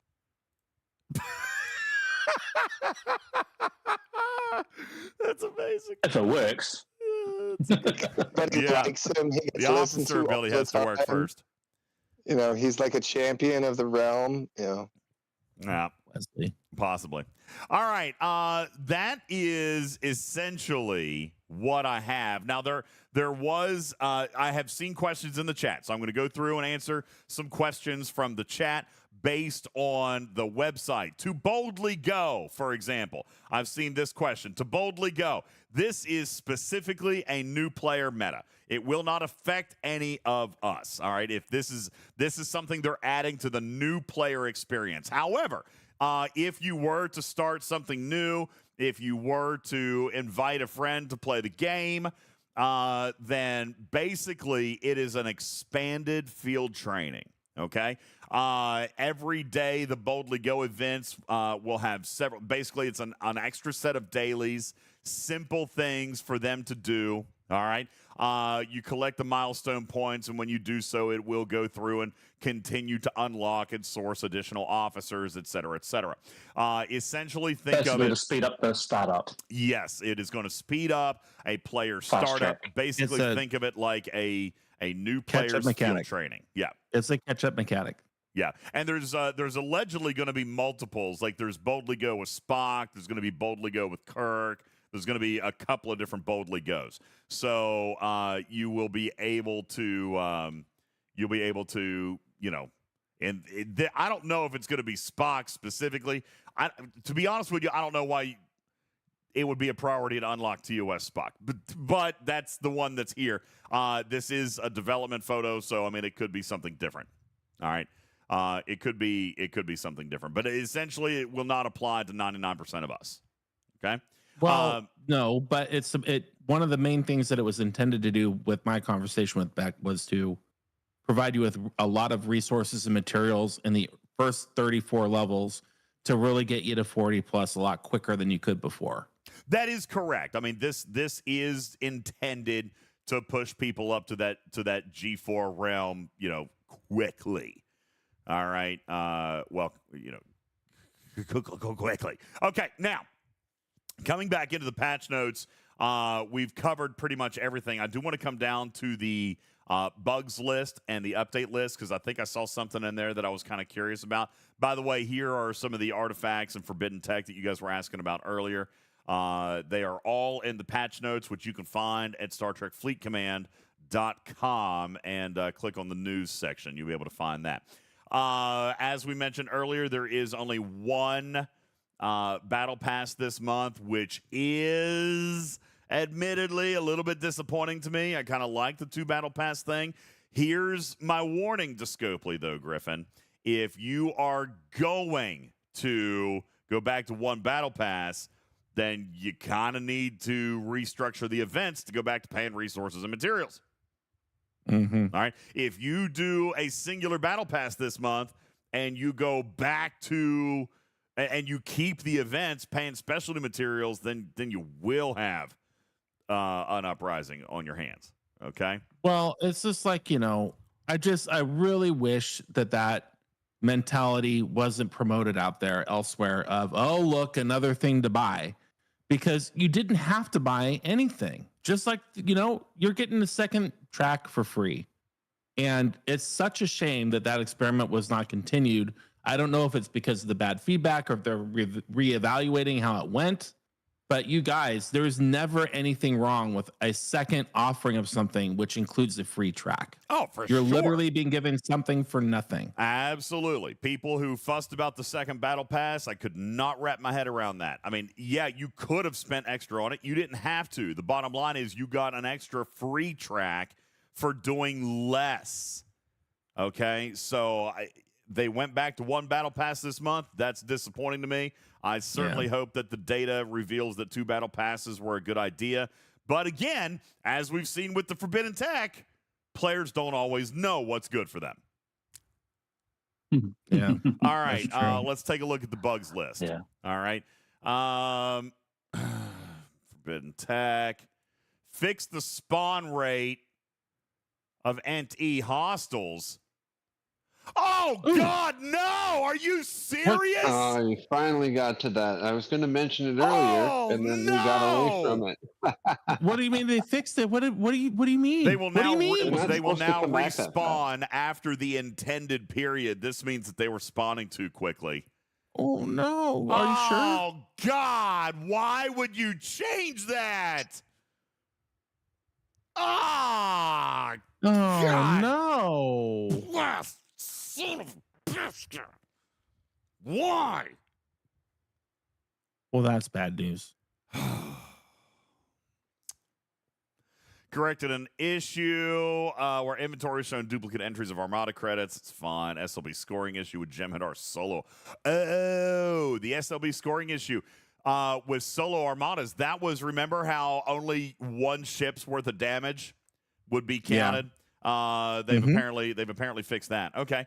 Power calculation of ships got fixed for rare cases, aka every case, where ships were showing a colossal, unrealistic strength in the overview menu based on the crew that you were using. So that got fixed. Adding separators. I had 100 million pylum. Adding separators to the damage values for the board cutting beam. That's helpful. That is helpful, actually. I always have to count zeros. So cue all the complaints of my ship's lost power. My ship lost power. Literally, there were 100 billion. There were 100 billion Sallys out there running around. So, yeah, no more 1.5. People don't understand that. I know, it's true. Fixed an issue, descriptions. How can that be a thing? Fixed an issue where the descriptions of G6 solo armada credits were displaying as placeholder text instead of the proper. Fixed the bug before it launched. Good job. Yeah. All right. Corrected the information in the info button for the qualifier league and alliance tournaments. You know what? Okay. This is what we were talking about with the credits payout. Yes. Ooh, now I want to see it. Mm-hmm. Now I really want to see it. I want to see how it compares to the first run. But hang on. For the qualifier league in the alliance tournaments menu, we're not supposed to have another qualifier. So what's the point in changing that? Ooh, 1,000%. That is a dangerous question. Yeah, no, that's 1,000% accurate. That's a stupid bug fix. But it may not just be qualifier league. Like I want to see all of them because now it could be that the grid that we originally had is correct and they just added currency just for the qualifier run. But I would like to see how it compares to the grid for everything else. Okay. Localization issues in alliance tournaments. Fine. Placeholder text in the promote menu. Fixed a text error in the clock artifact. Issue with the camera position being offset in the object viewer for Sanctus. Corrected art inside the station view for the mess hall, shipyard, and the facade. Fixed an issue with the blank icon on the board cube's overview. Added phase discriminating title to the tooltip on the board cube's passive ability. All this stuff is stupid. I'm just going to keep reading. Fixed an issue with the text unavailable appearing instead of select on the other ship's fleet bar when the player tapped on the ability for the NSEA Protector or the Cerritos. Okay. I mean, that's not a functional thing, but that was annoying. So I'm good with that. Battle logs. Armada participants that exhaust their hull health points will be shown as destroyed, and the logs under combatant destroyed. Okay. I thought they already did. They did, just like 38 times. So maybe they fixed that. Battle log export. Oh, I'm sure that the folks over at Spox.club are going to be thrilled that they changed this again. And Stewie fixed an issue with battle log export displaying an incorrect type and attacker ship when Forbidden Tech was equipped, therefore breaking the exports. Yeah, we saw that. Fixed an issue with battle log export not correctly marking targets as destroyed. Fixed an issue with the wrong jellyfish art being used in field training because that was vital. And fixed an issue with the Kirshara artifact in the mirror universe, the Q not disappearing after exiting the mirror universe. Well, thank God for that. Yeah.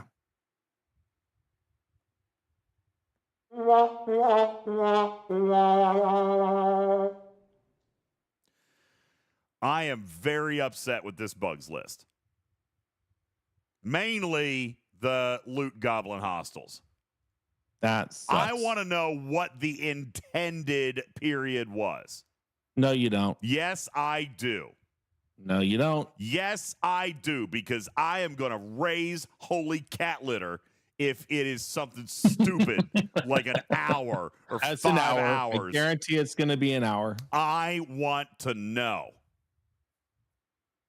Where's Hammy? Hammy! Oh, boy. Hammy! He'll get back to you on that. No, he's not. I want to know. Let me see if anybody's even awake yet. Is anybody awake? It's They only... did not include that factoid in the notes for a reason. Oh, I want to know. I'm going to ask. I'm not going to stop asking. I'm not going to stop asking. That is very upsetting to me. You know what? God bless it. That was what we talked about. Why the mirror universe ended up on such a great freaking note. I mean, the mirror universe was so beautifully wrapped up. Why did you touch it? God. I didn't realize it was too good to be true until it was. It looked like brilliant design, Scopely. You could have just left well enough alone. Who knows? Maybe it's like every 2 minutes. You're right. All right, I'm going to start tagging people. Let's see. Oh, here we go. Same tag. Hammy. Do it in official and get booted. There you go. Hi. I dare ya. Question. We're live. Want to come on? Questions about the MU loot goblin. Quite unnerving, that line. Okay, we'll see what happens. Well, ask the actual question. What is the time between? What is the intended time between? What is the intended period of respawn? Yeah, there you go.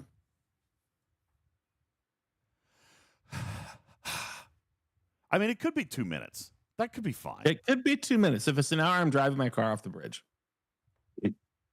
HD says, proof if you ever needed it, DJ, is that if you tell them you like something, they take it away. Oh. Shut up!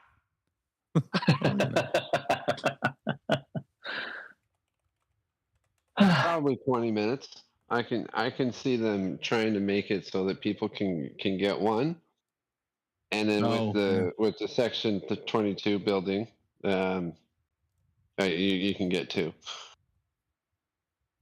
I also tagged in a single system. I also tagged Sim Polly. We'll see. Polly's an official. All right. Oh, well, that's good. Let's see how it's going. So you know if he's ignoring you. I mean, he might be buried in official. Yeah. Who is this joker? Would like to see gameplay on the video, but you occupy more than half the screen. Somebody unofficial wrote that on my post for the... There's no gameplay, you dummy! Don't call people a dummy. We're in maintenance They're mode. tired.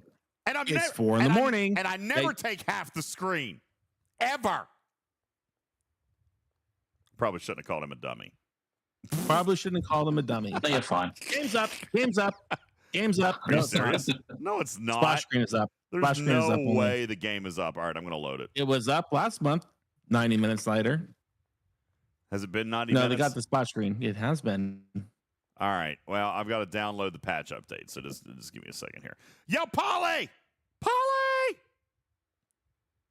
Polly! Well, you want a cracker? I do need coffee.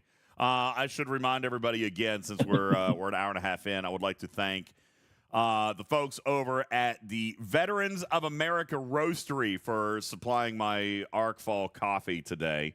It is basically freedom in a cup, Aaron, is what they write. The Veterans of America Roastery is a brand dedicated to providing the best coffee experience for those who defend and live our shared values every day. We believe that through cohesion and mutual support, our everyday heroes can overcome any challenge.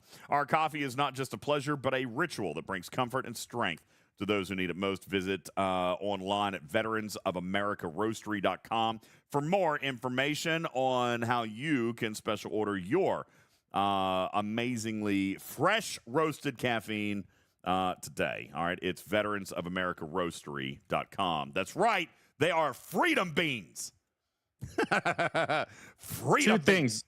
Number one, anytime you read that spot, I need you to put the Yankee Doodle Dandy with the flutes and the snare drums under you. Number one, and number two, can we pop up that website behind you? You know, make yourself useful for a second. Show me the website so I can order some coffee. I should have done that. I gotta spell Veterans I have put the link in chat. America Roastery.com. .com. Yeah, here it is. Oh my God, I can just smell it.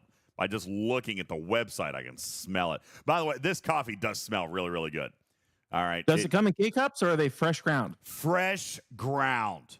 Ooh, very good. I got like the bag, and it was and when I just popped it open, it just exploded coffee smell all over my kitchen. It was amazing. Oh, I love that smell. It is a good smell. It's a great smell. I don't drink a lot of coffee, but I do love the smell of coffee. The coffee Just smells the ground. great. Veterans of America Roastery.com. Is that it? Veterans of America Roastery.com. And thank you to them for sponsoring my wake up routine this morning. Game is still in maintenance, Griffin. You dirty liar. You liar pants. Well, no, I was excited about the splash screen, and then, it just didn't. The update's live. It's just that they haven't turned on the server. That's my story, and I'm sticking to it. Okay, sure. Stephen Gordon says, pity I hate coffee. Listen, I'm not a huge coffee fan. I've said this before. I like candy coffee. But when they reached out and said, hey, will you try this? And I said, I do like candy coffee. They're like, no, seriously, like, you're going to like this coffee. I'm like, okay. So I tried it. It actually is better than most other coffees out there. Again, I'm not like a super huge coffee fan, like just black coffee, but this has certainly got a better flavor to it than the stuff you buy at the grocery store or whatever. Ooh, they even sell a set of 6 We the People glasses. They're like little tumblers that you can use for your scotch, whiskey, or your coffee. Whiskey, yeah. I love that. They the flavors, they sent me one of each. There's Task Force Whiskey, Task Force Alpha, and Task Force Sierra, which is great. I don't even know, honestly, what the differences in flavors are. I am drinking Task Force Alpha this morning. And it is good. But yeah, that is really nice. The We the People decanter set, that looks nice. There's decaf and all kinds of stuff. Come on, guys.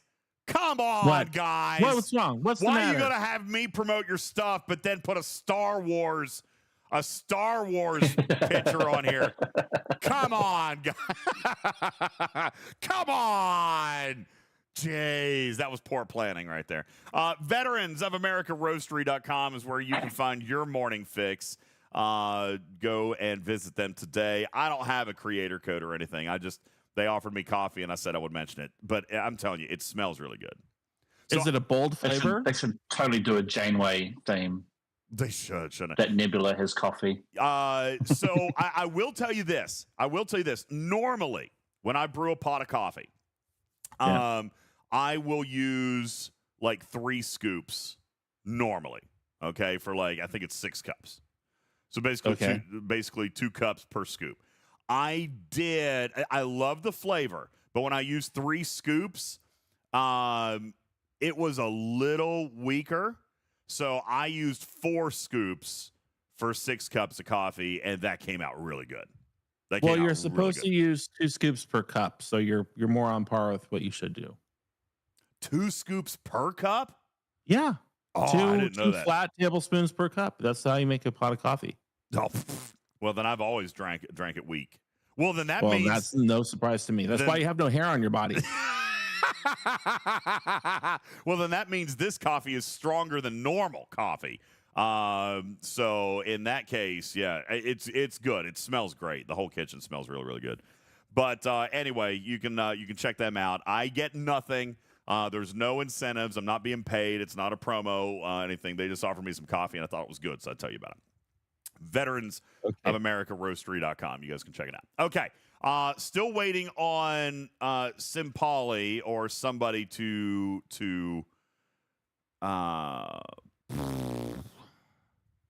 There, I helped you out. In your DM is the song that you need to play under that spot from now on. You're welcome. No, it's not a spot. You're absolutely welcome. Do I use a scale for coffee? No. I can't even see straight in the morning, dude. He's a cat. He has paws. I can't even see. Like, seriously, I'll go in and it might be a spoon. It might also be like a ladle. I don't know what I scoop my coffee with. I just grab something that can pick up coffee grounds, and I halfway get them on the coffee counter or on the counter and halfway get them in the coffee pot. I can't see. Knowing you, anything. I am shocked you don't use a K-cup. I am surprised. No, because a K-Cup's not big enough. I have a large. Okay, you guys can't see it because you asked me to turn on the cat. But I'm drinking my coffee out of a Scopely mug this morning. I brought it out here just for extra kicks and giggles, but then you guys wanted the cat, so now you don't get to see the Scopely mug. Oh, no. All right. There you go. Simpoli is en route to me. En route to me. Well, hello. All right, where is he? I don't see him. Probably responding to your text. He's responding to your email. Hold on. I didn't send an email. What'd you send? I sent on Discord. Okay, is that an electronic form of communication? It's not an email. It's not an email. That's right. It's a direct message. Same difference. Same difference. Okay. Waiting on Simpoli. I have a feeling that I'm going to lose my mind on this.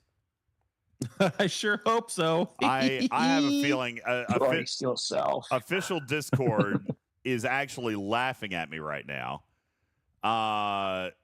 Someone says, I want to see DJs explode live on the stream when they give him the answer. It's like they already know the answer. Hour. I know. It's like they already know the answer. A Pal says, I want it answered as well. HD, quit trolling me. He says, I think he'll get more worked up if he pulls an echo and says, let me circle back to you on that.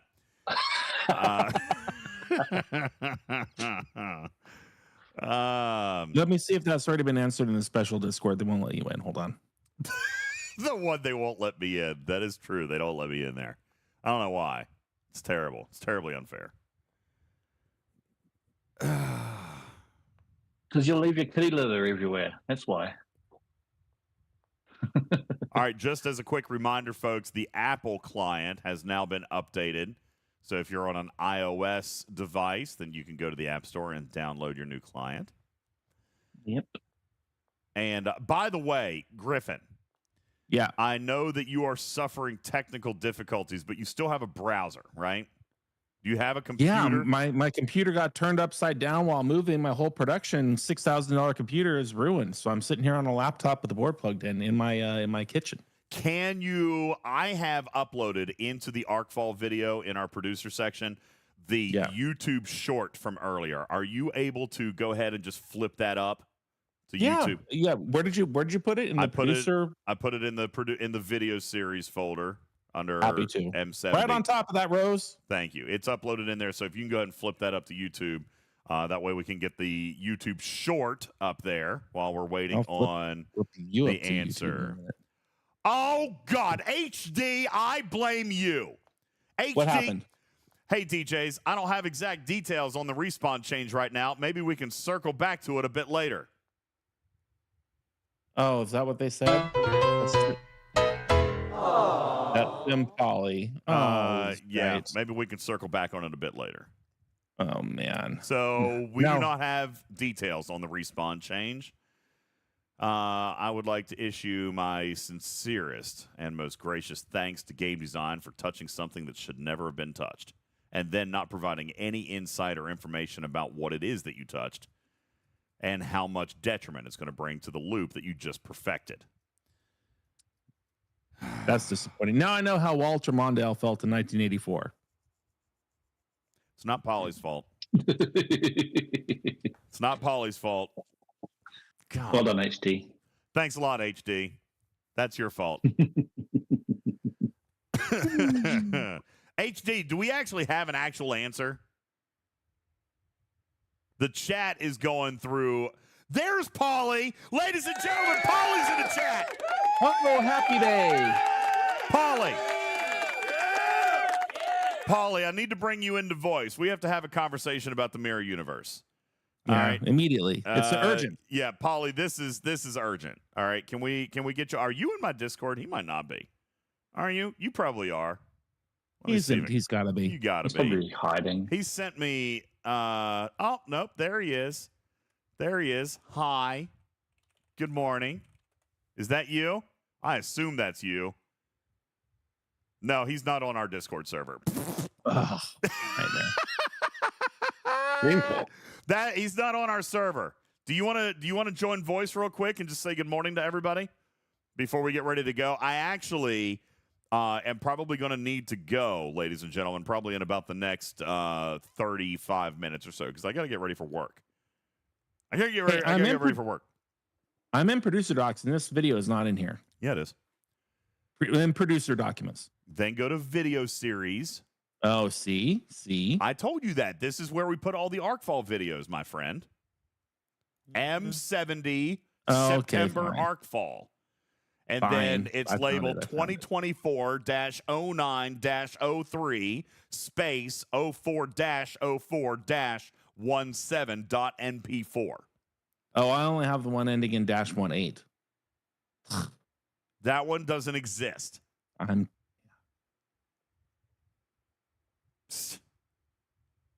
Polly. He's not answering me.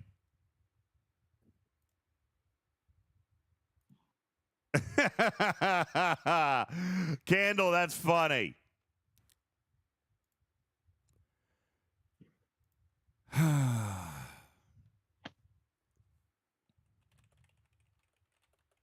I'm having a conversation.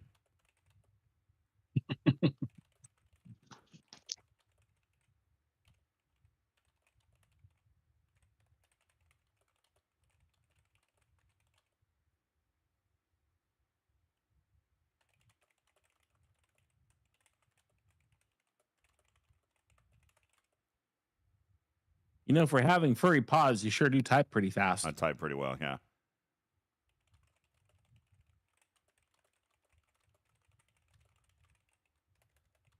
Okay, for those of you just joining us and would like to hear the first part of this video myopic presentation, that quick and dirty for the Arcfall will be uploaded in 7 minutes. 7 minutes to the channel.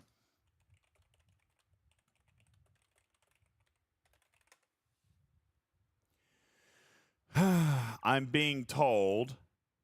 Uh-oh. Mm-hmm. Wait.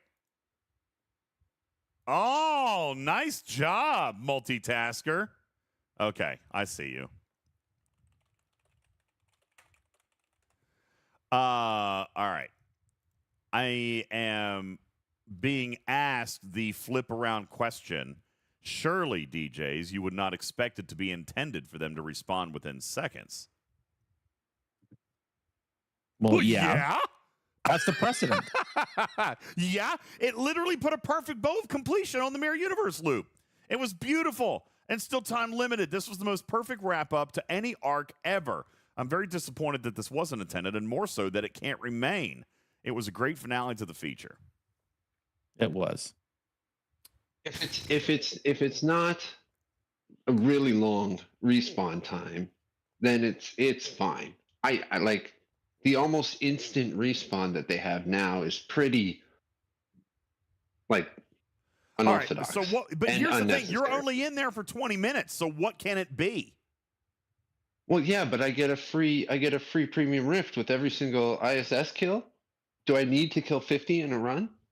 No, but you need more than a couple because it also provides liquid D.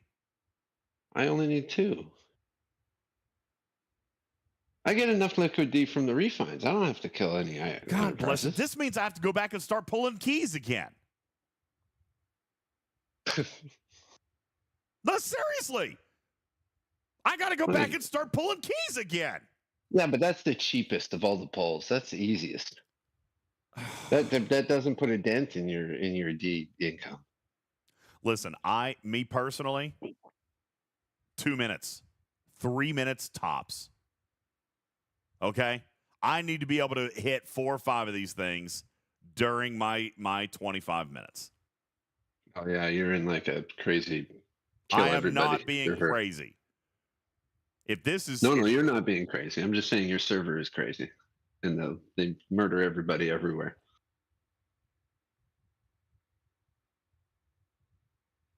Or just you.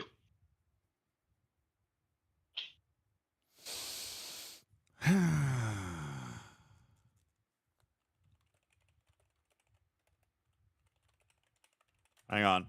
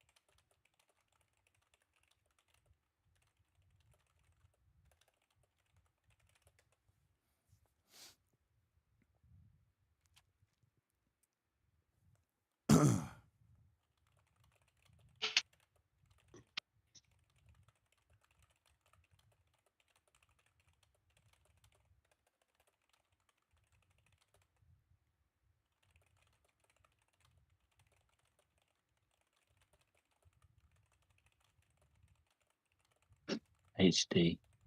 Nice. The cat's mouth moves as I'm reading. Yeah.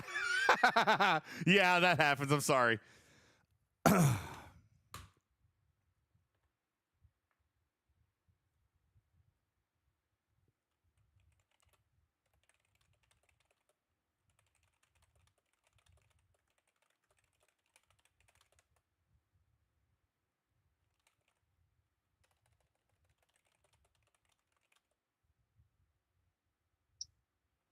I am in shock and awe.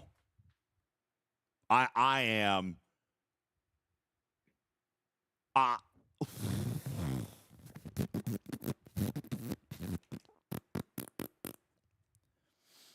Nope, HM, I'm still here. No, I was just typing. I was not taking a bio break. I was typing because I'm trying to prevent the aneurysm that's getting ready to blow in my cat skull.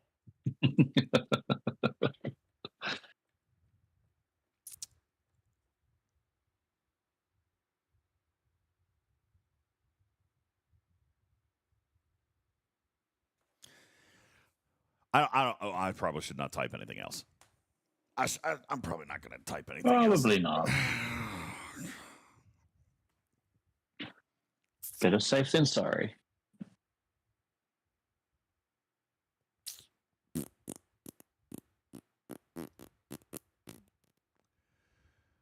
I don't want to remain calm. They literally.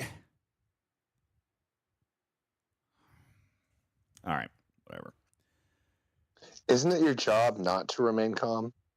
No, my job is to remain calm. Represent the community and their remain outrage for the professional stupid... and remain professional.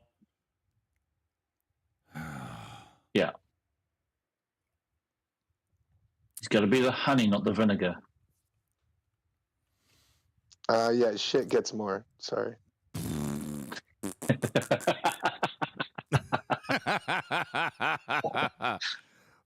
No, I am not going to let it blow. Dennis says I'm the official podcast for a reason. What is that reason? What is that reason? That I'm a professional, that I can handle myself with some measure of etiquette and decorum. Oh, God. Dennis says pull the pins.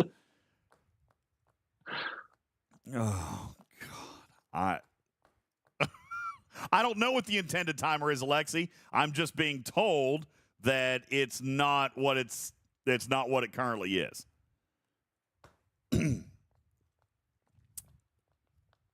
Somebody's typing though. I'm waiting. They fixed it, but they don't know what they fixed it to. Yeah. We made it right, but we have no idea what that actually is. And by the way, right was allowing players who early adopted into the protector and tiered it up and used it, allowed them the benefit of having a wonderfully closed, beautiful bow on top of the Mirror Universe loop. But that was clearly unintended. We're sorry we gave you such a positive experience. We will remove that for you right away. Post haste.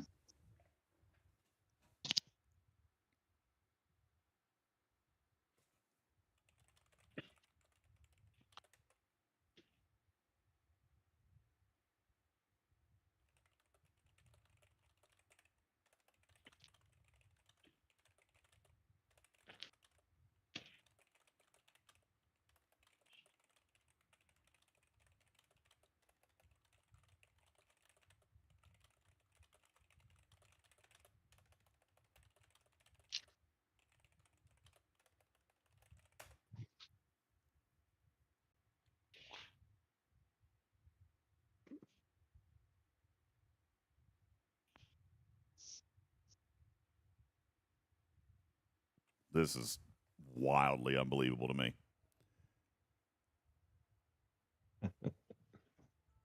Is my eye twitching in real life? Yes. You hear this? This is my alarm. It's time for me to wake up. It's time to wake up. Good morning, DJs. That's a very soft alarm. Does that actually get you awoken from such a full sleep? Yeah, because I set it across the room. It gets louder. Across the room is a good idea. Yeah. You never want to have your alarm next to the bed. You have to get up to turn it off. That means you're up and you can just keep moving. My alarm is an extremely loud baby crying, or cat caterwauling, or dog barking. It rotates so that I don't get used to it. And for me to Waking turn up. it off, I have to do mind games on my phone to turn off my alarm. I can't just push a button and snooze it or shut it off. Can you preemptively wake up and turn it off before it goes off so you don't have to? Yeah. If I just happen to wake up like 10 minutes before my alarm's going to go off, I can do that so it doesn't bother me while I'm pouring coffee. But yeah, that's what I need to be able to wake up in the morning. I go for the half static, half radio. So it's really annoying. Oh yeah. And fairly loud too. One of the things that I can make me do to turn it off is actually scan a barcode. Like for my toothpaste or something like that, but then I ran out of toothpaste, and then I went to the store and I didn't buy the exact same kind of toothpaste, so that kind of screwed me the next day because I couldn't shut off my alarm. I had to let it time out after like half an hour. And you should have kept the tube. Yeah. Well, yeah, exactly. That's so I eliminated that feature. That's too much hassle.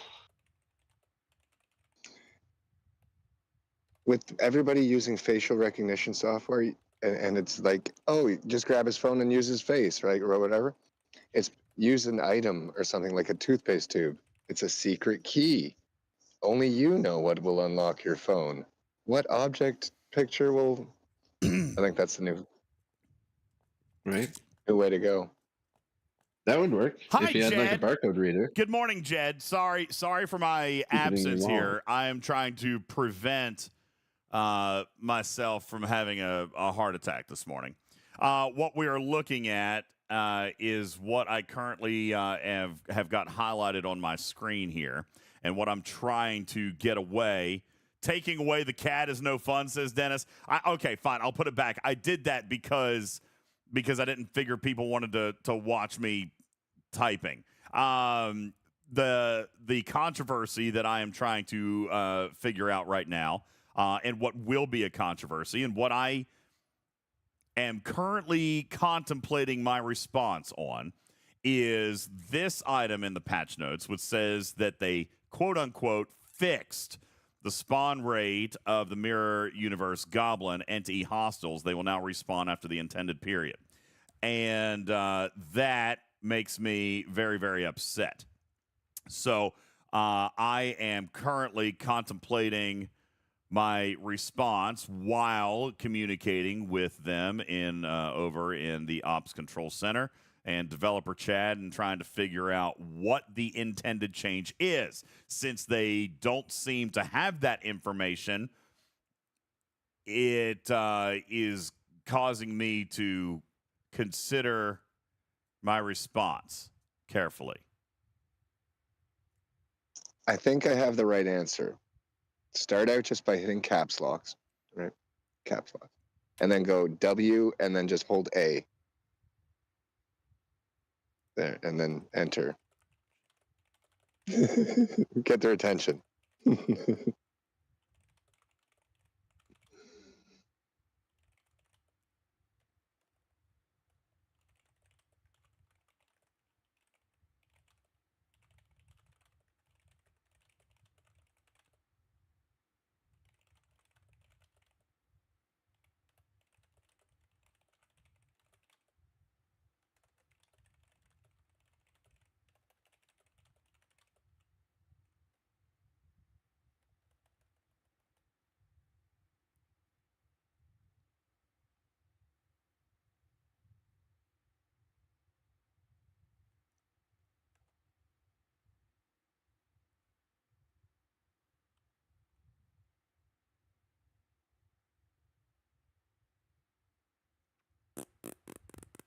Wow.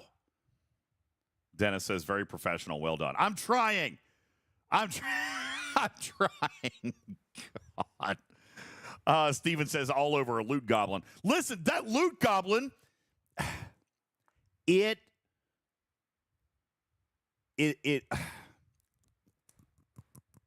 the end game to the mirror universe. For example, here's what I just wrote. Okay, you guys correct me if I'm wrong. You guys fact check me. All right, fact check me here.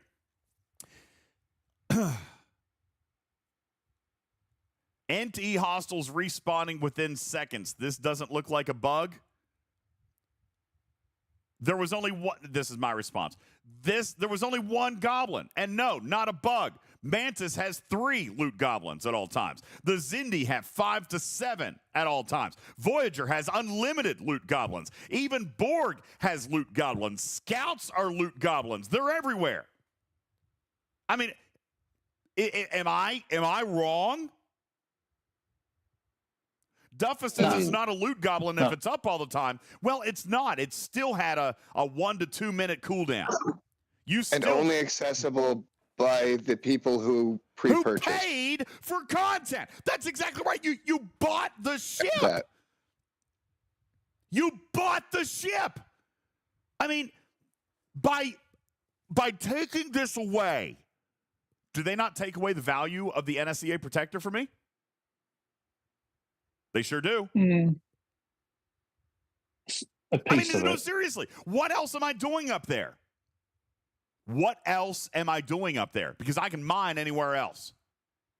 Grinding the Omega. Yeah, well, Lube showed me how I can do that without the protector.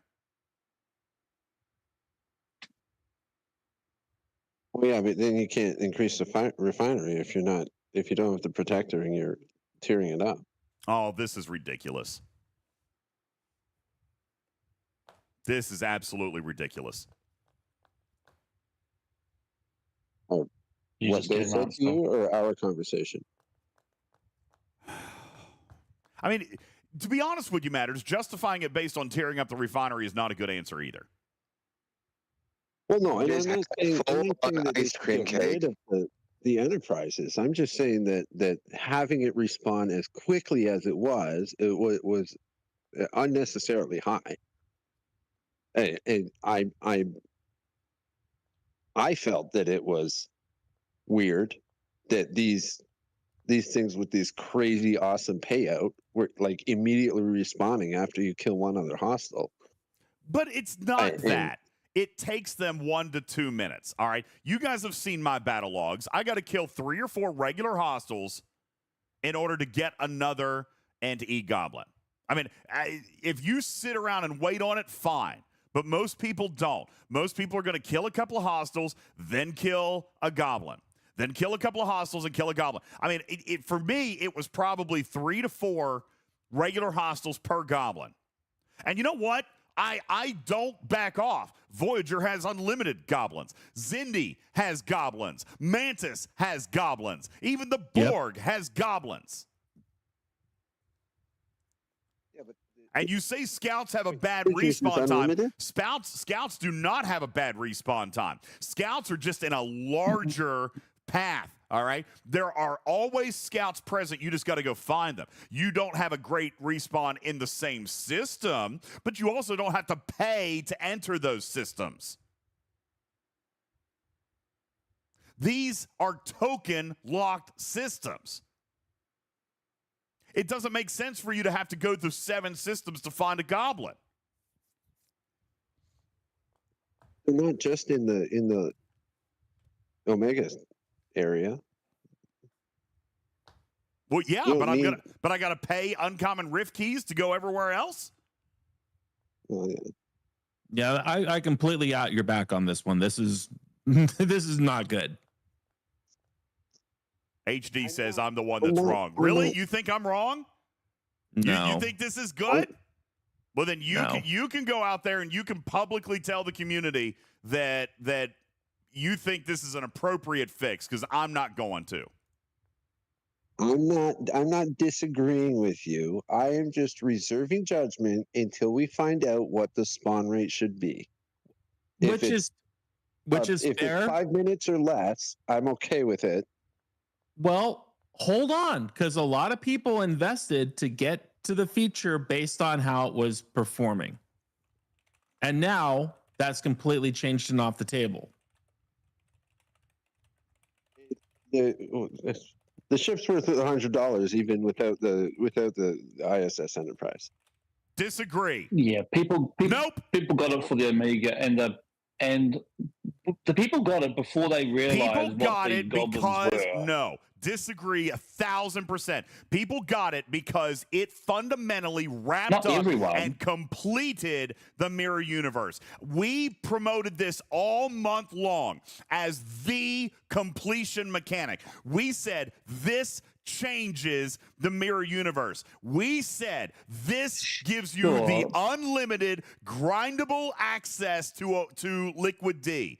This gives you the keys that you need to go grind rep, to go mine, to go do anything you need to do. This opened access to anybody who engaged and adopted with their paid content last month. Finally, we had an end to the story. We had an end of the story at the end of the arc, like it always should have been, and we were elated by it. I don't disagree, but it wasn't a day one or first few days of okay, you buy the ship because of the loot goblins. Sure, we got to that point partway through, but it wasn't the initial day one purchase because of the loot goblin. No, but many people tiered it way up to get into the levels that we wanted to. Not only that, but a lot of people, Aaron, did go and buy it based on what we said. Yes. It might not have been a day one thing, but it might have been a day 5 or a day 10. People bought that ship because of what we said it did to the arc. Yeah.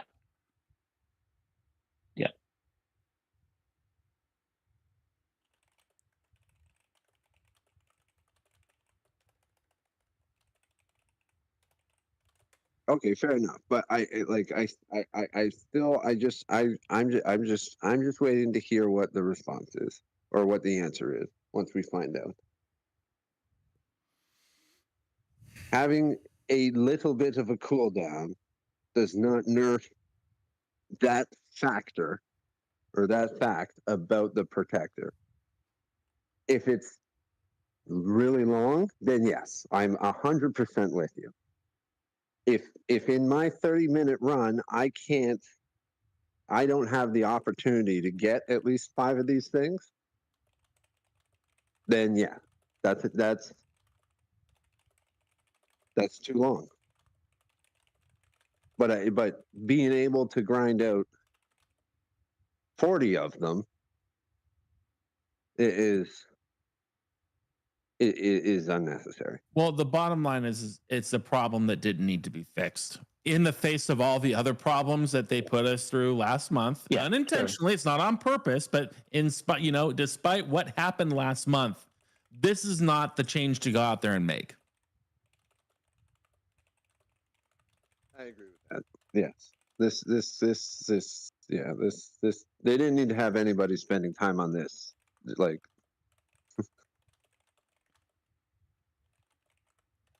there's enough other things that could there's nothing left in that bank account to take something away from the community. There's literally, that is a tone deaf change to go back there and make on the back of what happened last month with this alliance debacle. It just didn't need to happen. For all the times that they do something good and they don't bother mentioning it, yeah, this would have been a good time for them to not mention it. That is definitely not a bug fix worth reporting. I completely agree with you. Right? They should have let people happen upon it. Which they've done before. But they've done this before. Let's not kid ourselves. We all know that in the Voyager loop, that loot goblin, which was the Borg cube that we were going in and killing for our little commerce insignias. It's unlimited. I mean, truthfully, you can go and grind those Borg cubes all the live long day. Yeah. Yep.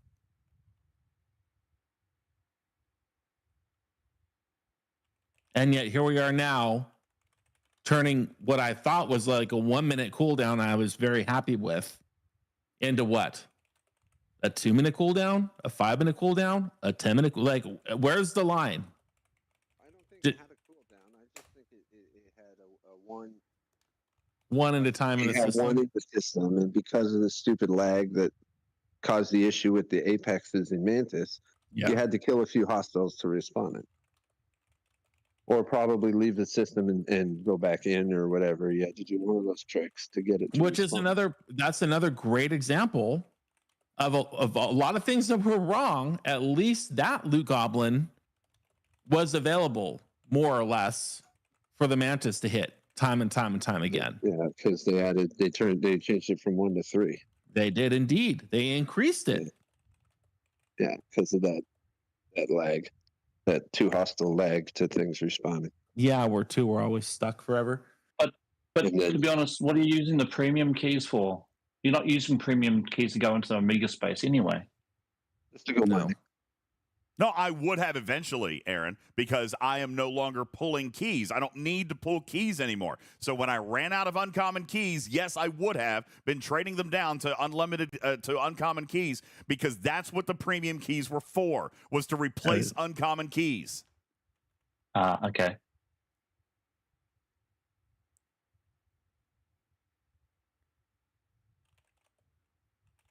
I never did that. I just kept pulling the keys. Yeah, I've got like 700 premium keys, and I haven't hit one of those loot goblins, so it's not. You haven't hit a loot goblin, and you have 700 premium keys? Oh yeah, we get them in the daily pull now with the NSCA too, don't we? Yeah, I don't use them very often. Like you only use them to go down through those bottom systems to speed up to get yourself around the back, and I just don't use them. I get them, but I just don't have them. I don't use them. Do you mind with the NSCA? Yep. Yeah. Yeah. Oh, I use them every time I go mining just to get to the node faster. Oh yeah, but I go up to the Omega system for that.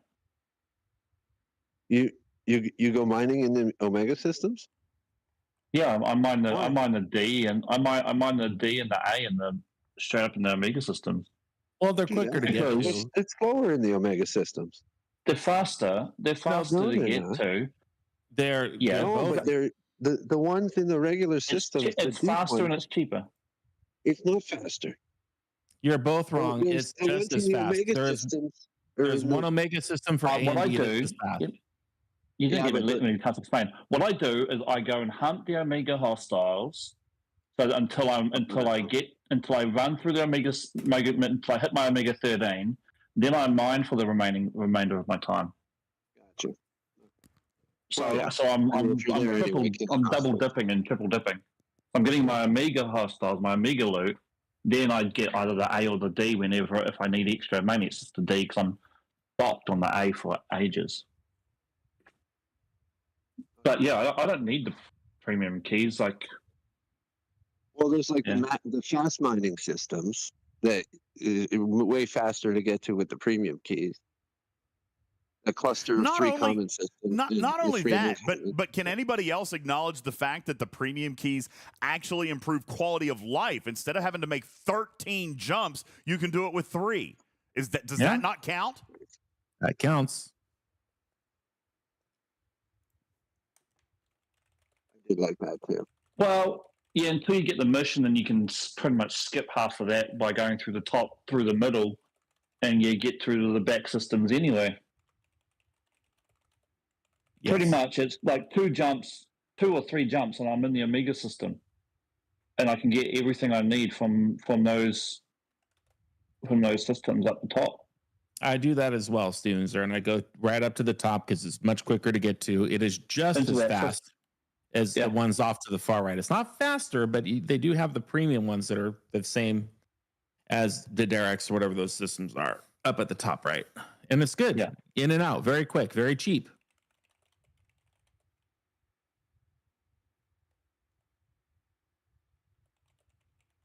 And the uncommon cost to get up top is cheaper than going down the back. It's like 60 to get up through the top, whereas it's costing you 100 or whatever to get into the back ones. That's right. If you're just joining us, the keyboard typing you hear in the background is UltimatDJz going to bat for all of us regarding this bug fix you see on the screen, quote unquote, in which the Mirror Universe Enterprise E hostiles have been presumably delayed on their respawning time from immediately after killing one to who knows how long. We're trying to figure out how long this respawn time is of this loot goblin in the Mirror Universe, and more importantly, fighting for our liquid Trillium D, which we were getting as a chest for killing these Enterprise E hostiles up in the MU space. We have not yet received from Scopely the details on what the spawn rate has been changed to. Is it 2 minutes? Is it 2 hours? Or is it something in between? We obviously don't know that, and he's working on getting that solution and making the case that if it ain't broke, don't fix it. Of course, it is still Odark early at Scopely Town, and we're just trying to get the message out there. But the look on the cat's face says it all. So my assumption is that the reason that they care and the reason that they're doing it is because of the liquid D drops. Of course it is. They feel as though So it's probably feature breaking because it's too good of a shortcut. So, I mean, I may be alone in this sentiment, but how many other people would agree with a compromise if they would even go for it? They probably wouldn't, but keep the spawn rate how it is, keep the premium rift keys, and drop the liquid D that they have in the boxes, or eliminate the liquid D.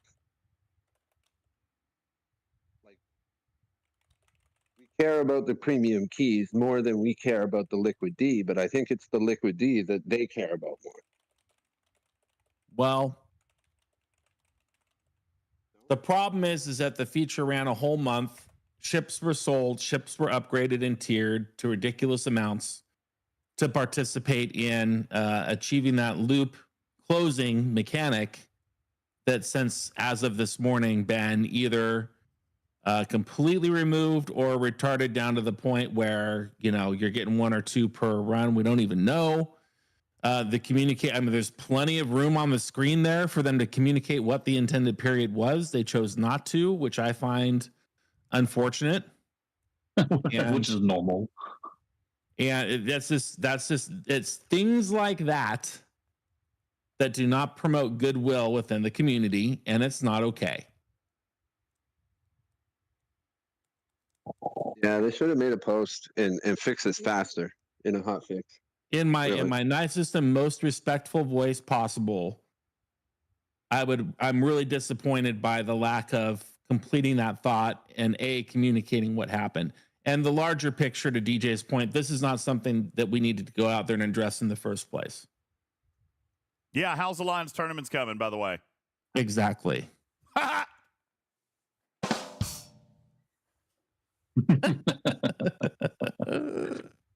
How's that joke of a feature coming along? But they had time to fix the qualifier reward notification from the information box. Even though we're never supposed to see the qualifiers again. Or how about fixing the bug in the G6 Solo Armada credits that we never even had the chance to run once? Yeah, that was super important. They're just on top of all these bugs. I mean, now's not the season. Now's not the season to take something away from the community. I mean, we actually praise this as one of the best arcs of the year. We praise this as being one of the best loops ever designed. We praise this as saying this actually has a sense of completion about it. It's rewarding. It actually rewards people for engaging in their paid content. Yeah, they finished the story. For the first time ever, they finished the story at the end of the arc. They closed the loop. I mean, you mean to tell me that your best design feature was an accident?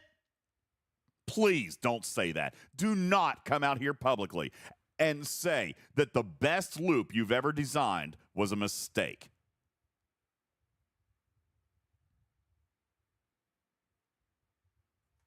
But then it got fixed in 10 minutes. Jeff. That's true. That's funny. Not really a couple days, but even still, I get your point. Game's up. HM says game's up. That might just be for your server. HM, what server are you on? And Dirt, listen, shut up with that shill thing. Yeah, game's up. It Game's wasn't. up. It wasn't bad. I mean, it really wasn't. This loop is self-contained and self-supportive. And it was. It's rewarding. There is a lot of rewards that come out of this thing. Resources, Sigma, artifacts, officer sourcing. I mean, it's all readily available. The game is up. I just said, can you hear me? Yeah, I hear you. Okay. I'm going straight to Mirror Universe with my stopwatch, DJs. I'm already on the way. That's brilliant. We should do that. All right. A couple of things that I want to point out. Fleet commanders are no longer up in the left-hand bar. They are down here in the right-hand bar. And they've added this. They've added. Here we go. Let's see. How do I get the 5th fleet commander slot? Oh, I can buy it from the store. Well, that's nice. Perfect. Yeah.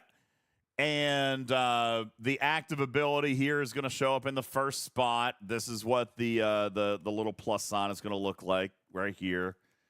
Yeah,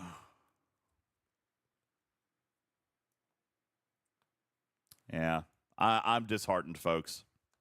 I am disheartened. Disappointed and dissatisfied. I am extremely disappointed and dissatisfied. It absolutely blows my mind that they just cannot take a win. Well, they just can't get out of their own way. They cannot just not shoot themselves in the foot just once. Just one time. Unbelievable. You know, I have nothing else. I seriously, I'm going to go. I got nothing else. Is this a hill to die on? You know what? It's a pretty, I'm going to have to think about it, but yeah, it's a pretty big deal, Steven. Well, we don't know what the timing is. I'm about to find out. I'm about to get up that space, but it's just why go here now? Matters. Did he spawn in Tholis? Mirror Tholis, the 65? Corey Raines calls it bait and switch. And you know what? That's not inaccurate. This is a bait and switch. Yeah. Exactly. This is yes. This would be an example of a bait and switch. This is 100% bait and switch. You're looking for the level 60 ones? Yeah, I want to get there. I'm going up into the newer systems. Solus. Okay. All right, I'm 2 jumps away, DJ. All right, we'll wait long enough. Jesse says, I don't think it's the hill to die on. Really? Okay, and I'm not being sarcastic, but let me tell you my perspective. This is paid entry content. It is. I spent money on this ship, and Scopely gave me the ship. Griffin spent lots of money. Whales and VIPs spent a great amount of money on this ship. I mean, right? People spent a lot of money, and now you're going to go up there, and you're going to remove one of, not the only, but you're going to remove one of the key benefits, which was liquid Trillium D. Why is liquid Trillium D such an important piece of the mirror universe, Griffin? Well, it closes the entire loop. With Trillium D, we get unlocked all of the features within the refinery that we don't have to then source keys for to get instead. It adds the rewards. It also is the way that you promote these mirror universe officers, which, by the way, take exorbitant amounts of liquid D. What really gets me about this whole conundrum is we had a new hostile introduced couple weeks ago, the Fatu Cray, and they put this wonderful little yellow border around it and made it very clear that they were different and special. The feature that the whole entire community asked for was, hey, these loot goblins, they're really tough to kill, and I'm blowing up over them left and right. Can you please make these ISS NTs look different so I don't do that by mistake? And what do they do instead? Not that. They just make them not spawn. Just remove them. The Trillium D, and by the way, I kind of point out because I see the conversation in the chat. Magoo says, I don't think it's a big deal. Steven Zarin says, I don't think it's a big deal. Mentor, I think, is in line with me. It's not about the keys, primarily, guys. I mean, that's one factor. It's a minor factor. It's about the D. Okay? It's about the liquid D. Okay, let's get a stopwatch on. I just killed a level 60 ISS Enterprise E in Mirtholis. Okay. I am opening that chest, by the way, just to make sure. I do have 600 Trillium D and I do have 40 Rift keys in there, premiums. All right, so start that clock. And I am bird dogging it. Someone has a clock on it because I do not. I've got a clock. Yeah, I've got a time. Yeah. Okay. Okay, there's definitely not one in the system now. And we wait. I agree. In my opinion, it's a big deal. Alexi says the liquid D is what brought me over the edge on buying the ship. It did a lot of people. And you know what? Even if they had come out and said, hey, this is a mistake, this is an error, they're not supposed to be, well, at least we could have tempered our reaction. We presumed that this was normal. We presumed that this was the reward for engaging in paid content. We presumed that this was the close to the loop that allowed it to be sustainable for anybody who invested in the NSEA protector loop. Precisely. People who paid for the ship, one of the reasons they did so is because of the and we're not just talking about D. I mean, we are, but we're talking about temporal artifacts. We're talking about everything that comes in that refinery. We're talking about officer shards. We're talking about resources and Sigma. We're talking about forbidden technology tier-up catalysts. Literally, everything that comes in that refinery is why someone bought the protector, because it provides enough Trillium D to fully engage with all of those rewards. It's about closing the previous loops with D, like the Voyager loop. Oh, cool. Yeah, great. Game's working. Game's working great. But let's be sure to fix a respawn timer. Meanwhile, we got connection code 5 going on everywhere. Can't even get logged in, but let's be sure we fix that. Oh man, that's happening again. How about the efficiency research, the efficiency bundles, the Voyager, and the Mantis? Yes, loop closers, things that help bring the game forward. Yep, the Syndicate XP. God bless it, the game's not even freaking working right now. The list goes on and on. Still looking. I'm still looking, and I still don't have one.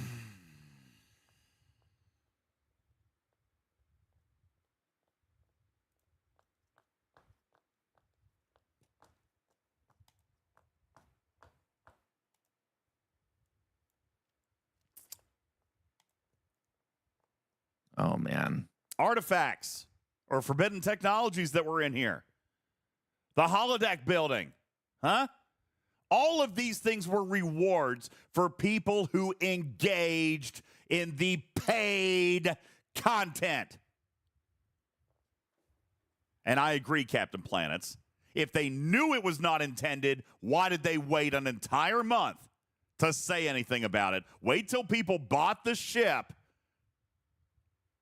This is absolutely preposterous. There was a mid-month patch. They had every opportunity when they fixed Vemit to fix this.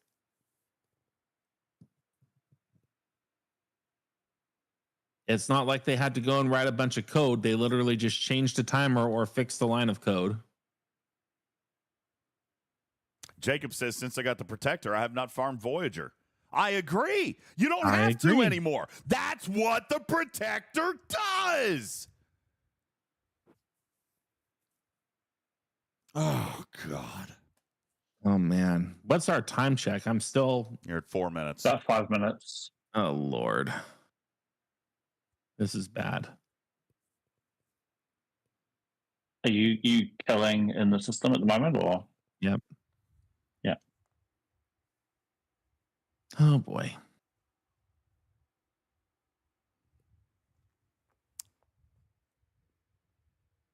Here, eventually, I'll be able to get into the game and show you Lorca. But not right now because the request timed out. Well, you know. All right, let's take a look at Lorca. See what we can find here. You know what? No, I'm not. I got to go to work. I'm not being late for this.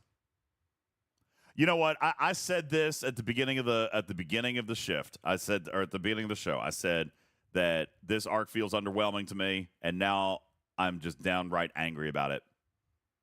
Okay? Like I already felt less than enthusiastic about this arc because of how much stuff was going to be paid and how much stuff wasn't going to be. I mean, what are we actually doing this month? Let's talk about that.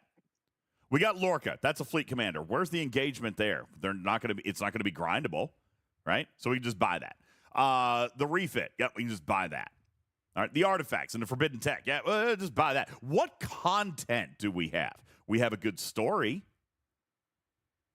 What content do we have to play in this month? Well, G6 have solo armadas that you can't do without paying. What else? What else we got? The new artifacts. I mean, what? That's not content. That's not engagement. What are we doing? What are we doing? There's the new building With a daily drip. Yeah. Or we can pay for that. What are we doing? What is the feature? What are we playing this month? Oh, a feature. Yeah, no, we don't have that. What are we doing? I tell you what we're not doing. Hunting ISS Enterprises. Oh my God. It's killing me. Yeah. I'm 20 hostiles deep and this thing still hasn't respawned. We're at 6.5 minutes, no respawn. Oh, Lord have mercy. Oh, disappointed and dissatisfied. Go boldly is just for new players. Like that. I mean, that's not for us. That's for new players. Ops 1 through, I think, 29 or Ops 1 through 30. Well, that is a feature, and it is for new players, and that does count. For people in their teens and 20s and early 30s, you will definitely benefit from that. That is a fair and valid point. That is not the majority of this particular podcast audience, but it is definitely there. And that's Yes. fair. MW points out, I'm happy for no new loop. That, you know what? You're absolutely right. I should be careful in what I say. They could have addressed other bug fixes where it's 7 new loops this year. So am I the only one happy about not having a new loop? You know what? That's a very, very fair point. I would agree with that, but I don't like having my favorite toy taken away. That's right. Give me my ball. Give me my ball back. I agree. All right. And you know what? You're absolutely right, MW. We should take this opportunity to enjoy other things in the game, get caught up on some loops, and engage in some content. You know, go play inside the mirror universe. That would all be so fair and valid and true if this didn't happen. The whole mechanic by which we do catch up with everything is now 7 minutes deep and still not back. No, we're at 8 minutes. I would have killed 8 of these by now. Exactly. Hi, guys. Hi, guys. Scopely here. Happy Arcfall.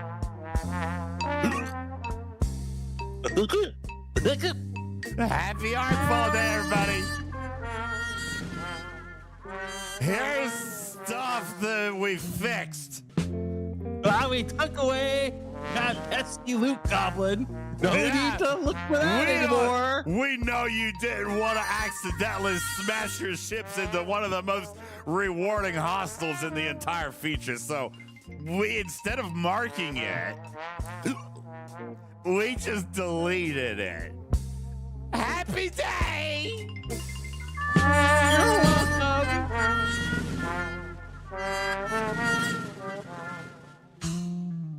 Oh, goodness. Now everybody should be happy. Success! See? We fixed bugs. Just like you guys asked us to. Because we know that this was of vital importance.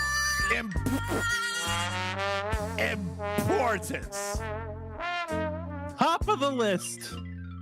A1 priority.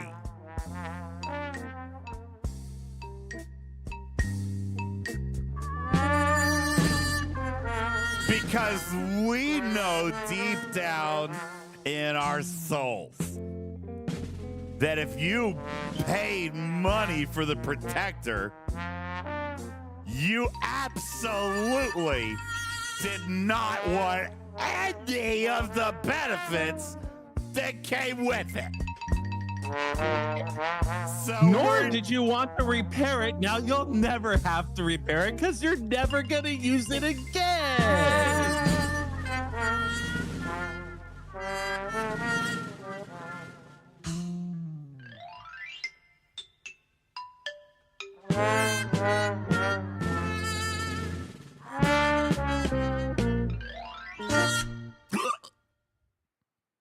You're welcome. Ah, crap. Professional and with decorum was mentioned earlier. Yeah, sorry. I apologize. Oh, well, you Yeah, know. my bad. Drinking on the job. Still no ship. What is that old ship that got used in territory but never got used in territory? What is it? The sarcophagus? The sarcophagus just welcomed the protector to its Hall of Fame.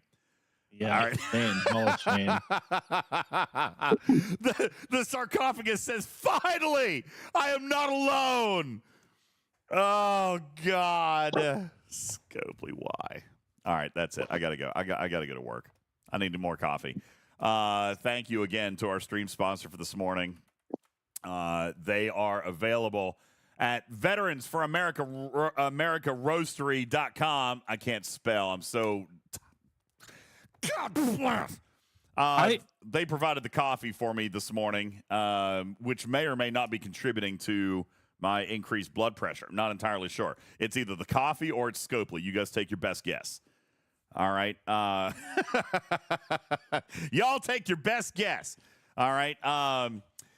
Delurch says it's Mantis 2.0. I could be convinced of that because the refinery is still valuable. You just can't afford to use it now. That's all. That's the problem. You paid Still for no it. ship. You paid for That's it. You not invested. true. You paid for it. You invested in it so that you could fully utilize the refinery, and now you can't. And that is true, Aaron. You do not get as much liquid D as it would take to fully explore the store. Oh my goodness! It's still no spawn. We're over 10 minutes now. We are at 13 minutes, Scopely. No spawn. 13 minutes and no spawn. Oh, wow. You can't go from one at a time to 15 minutes or 20 minutes. You just can't. Posting this here just as a quick observation that we still have not seen a respawn. We're at 13 minutes. Clearly, the bug fix is bugged.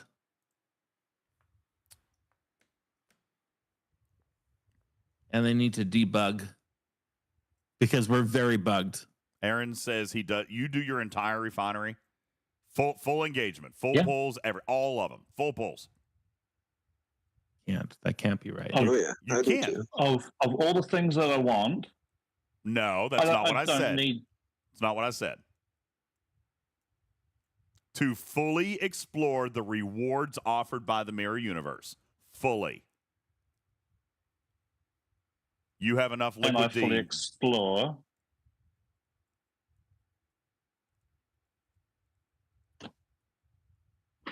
Okay, you can pull every bundle? The 3 efficiencies, that's 700 each. Well, I don't pull out the 3 efficiencies because I don't need those efficiencies. What don't you need? What don't you need? In fairness, I don't pull the. I don't pull the Stella. I don't pull Stella either. I max pull everything and all the efficiencies. What refinery do I full pull everything? Everything after I'm engaged into it, Kino. Bajoran, Borg, Vidartali, Artifact Gallery, Voyager, Syndicate, Monavine. Once I'm in it, once I build up, once I ramp up, yes. Dude, it's still not back. We're at 15 minutes. 15 minutes, Mark. They made it too long. I'm with you now. I'm on your side now. No respawn yet. I'm not saying I don't disagree. They shouldn't have touched with the timer. I'm not disagreeing with that at all. But to say it breaks the whole thing is just. I am not suggesting that anything is broken. By definition, it is not broken. It is bait and switch. It is punitive. It is unintentionally malicious. And it decreases the value of what people already paid for. By a lot. Not by 10%.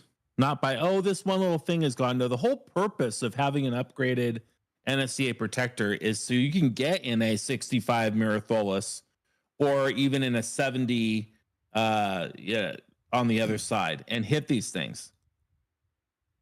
It's the whole point. I am being told that field training looks good, so we'll take a quick peek at field training. This is, and field training apparently has been updated for everybody. So cool. If you go in, boldly go, we'll have some stuff for you guys. You guys can go in. Yeah, there's a G1 storyline. They've added a bunch of stuff here. It looks like officers, Rialta, station progression, G1 stuff. So there is, wow, there's a lot of field trainings in here. Holy smokes. This arc is so not super engaging. I think I'm going to start a new account, make some videos from playing from scratch with this tech in place now. Wow, look at all this. To see how long it takes to get to a 40. Because I bet you it's going to be a couple months. This actually deserves a great deal. This deserves a great deal of praise. Yeah, I agree. They have spent a tremendous amount of time programming content for the new player experience. That is actually really, really good. Let me point out, I have no problems with that in any way, shape, or form. As a matter of fact, last month we kind of joked that G4 and G5 got the most content. This month we see G6 solo armadas, right? And now we're seeing G1 and G2 content to get them caught up to G3 and G4. This is actually... This is good. I'm going to praise this. Okay, and that's good. Gives them what they need to get up to speed. No kidding. Are you serious, Squirrel? I just got told that if you want to buy coffee, we do have a discount code. Talking Trek. Use code Talking Trek at checkout and save 20% off. Oh, I am on that like Donkey Kong. Nice. Thank you. That is Squirrel. great. Appreciate Thank you that so very much. Veterans of America Roastery.com. They provided our wake up, our morning go-go juice this morning. And there you go. There's a code for your coffee. Use code Talking Trek at checkout to save 20% off your order at veteransofamericaroastery.com. Thank you guys for sponsoring my morning. Coffee I'm getting those highball glasses too, if that code works. Either way, I'm getting them. They look good. Field training, that deserves some positivity. That looks good. By the way, we are now at 18 minutes, 30 seconds. Griffin, please tell me that there's a respawn. Dude, not a chance. I am literally making concentric circles. I'm getting dizzy. Have you Galaxy system refresh? Go to Galaxy, come back in. Yes, do the whole dude. thing. Yes. Oh my God. No, I even went from Tholus to Zindus and back to Tholus.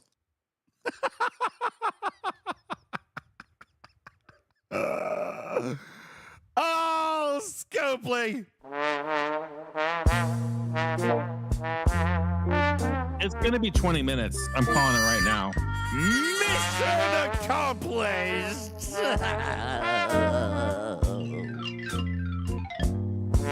Oh. We did good.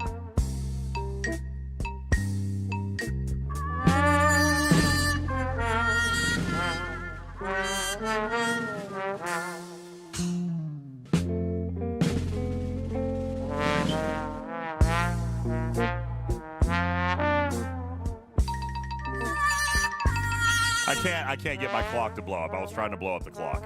Why won't it blow up? I was just trying to make it bigger. I wanted to make sure that this was the entire focal point of the stream for the next several moments. We are now at 20 minutes.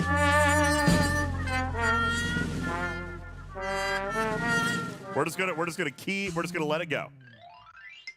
And if we get to 30 minutes without a respawn, I am gonna lose my freaking mind. Because you only have 30 minutes in the space to begin with. Yeah. And it took me 2 minutes to get here. So. And then I'm leaving. Then I am going to go to work where customers can make me equally as angry and I can just be a super happy person all day. But you don't get to be a cat. I don't get to be a cat. That's the problem. Sebkino says, well, I don't think this is as big of a deal as you're making it out, DJs. I do agree it's a bad change, especially with how long the cooldown is getting to. I mean, it's a big deal I used to walk with 6,000 Trillium D in a run, and now I'm going to get 600. I mean, that's pretty not okay, especially on the back of last month. I agree. Wham says, I bought the ship early to help me kill those goblins. Seems like a bait and switch to me. This was a bug never mentioned. I agree. See, that's the camp I'm in. I exactly word for word support that statement. I agree. 1,000%. I'm not going to say it's intentional. I'm not saying that's their plan. It's their evil plan to bait and switch us, but their actions have led them into this predicament. Jesse says 6K was too much, Shirley. Not necessarily. I mean, no. Here's the thing. You could spend 6,000 liquid D in a day. Absolutely. And more. And more. And that doesn't even include officers. Don't forget, you've got Mirror Universe officers that also use D to be promoted.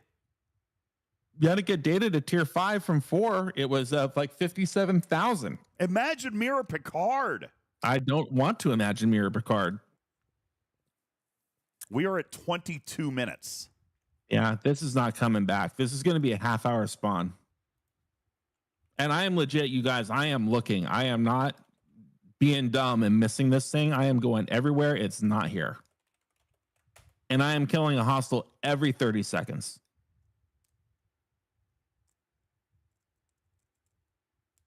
Dragon Keeper says it's not bait and switch. I don't know how it's not. It is absolutely bait and switch.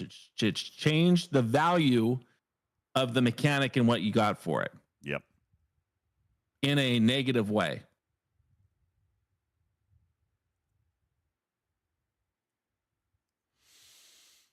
Yeah.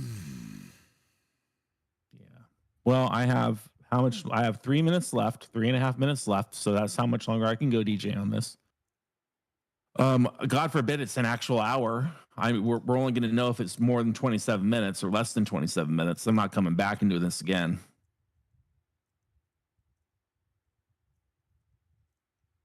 We're just going to wait here for 3 more minutes before we end the stream. And we're going to end on this note. And I am going to professionally, and for the record, I know I've been passionate today, but I still don't think that I've said anything immoral, unethical, inappropriate, attacking, any of that. Okay. No personal attack at all. And we're not. I don't think I've done that. I think I've poked a little bit of fun at the decision-making process, but I don't think that I've done anything terribly offensive here. Therefore, I feel justified in asking you guys to make this a very big deal in a very courteous way. please do not forget that the community managers had nothing to do with this. This is not Pauly. This is not Hammy. This is not Beck. This is not Sierra. This is not on them. They are just as in the dark as we are because they don't have any of the information to the questions that we are asking. Like, how long is this new timer? Make no mistake, this is 1000% Billy from accounting. Make no mistake that the people receiving your feedback have absolutely nothing to do with this decision-making process, and in all likelihood are probably going to agree with you because they're the ones that have to face the wrath of the community. And this should generate wrath. So I am going to ask you to politely and courteously generate your feedback and relay it to all appropriate channels. This is an absolutely unacceptable change. And I, for one, will not be quiet about it. I invite you guys to say the join. same thing. Yeah. We're not telling you that we don't want blanket complaints if you don't feel that way, but you got to consider the value that's in this refinery that you no longer have access to. You've got to consider the officers. If you're on that path to promote that you're not going to be able to promote, there are a lot of reasons why. You got to consider the ship that you paid to either unlock or upgrade that now you didn't really need to because this feature no longer exists. There are a lot of compelling reasons to say, hey, you guys, this is a bridge too far. This is absolutely messed up. Griffin, how much time do you have left? 45 seconds. 45 and I'm seconds. Still scanning. And you are going to Galaxy. You're coming back in. You're going to Galaxy, and you're going back to system. You're and in fact, I've even twice I've left the system and re-entered the system just to try to refresh in any way that I can my physical ship. And when I return, it's not there. I've been hitting hostiles every 30 seconds on the spot. And now we're down to 20 seconds. And I'm about to disappear. So we're going to have a total of 26 minutes, 30 seconds. It's back. Okay, stop. Just came back. 26 minutes. 26 minutes.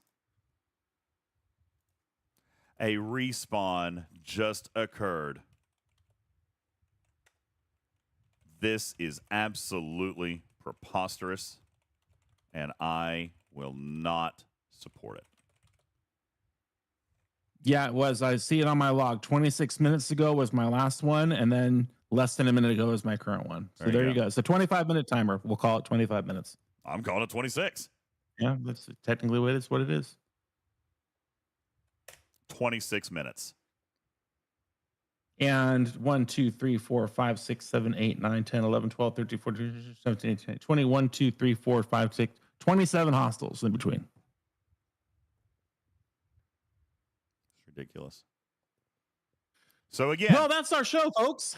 Again, I am going to encourage everybody to be polite, concise, and respectful with their feedback. But I do think that this feedback warrants a significant community response.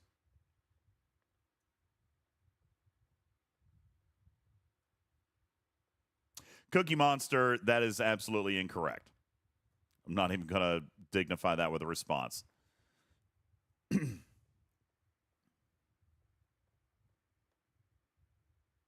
Absolutely wild. All right. I have nothing else. I'm going to go. Thank you guys very much for being here. Hope that this was not as disastrous as what I expected it to be from our perspective. and I do think that Griffin has the first 10 minutes, the quick and dirty, is now up. It is. So you guys can share that as well. And I hope you guys enjoyed this piece. And hopefully, Griffin, I am going to have to go to work. Are you able to download this from YouTube and then get me the audio that we can put up into pod? Absolutely. I have that capability. Yes. All right, cool. For those of you who are curious, Griffin's machine was the one that took a fail and has been burnt out. So we're waiting on trying to get him back up and running. But he's got some limited capability, so I appreciate that very much.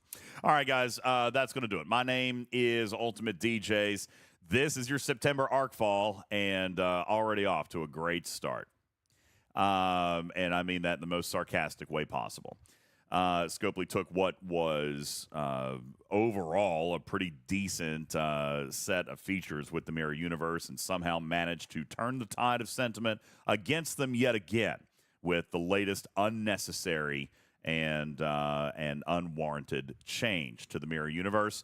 And your feedback, hopefully, will be able to provide the solution towards fixing that and reverting that change. In the meantime, I invite you to share the video, leave your comments, questions down below, subscribe to the channel, and be sure to visit our website at talkingtrekstfc.com for links to our YouTube, our merch store, and so many others. And again, special thanks to our sponsor this morning, the Veterans of America Roastery. You can visit them and use promo code TalkingTrek to save 20% off your order at veteransofamericaroastery.com. My name is UltimatDJz, your friendly neighborhood cat person saying meow for now. Love you, man, to catch you on the next one. Good morning, everybody. Peace is out.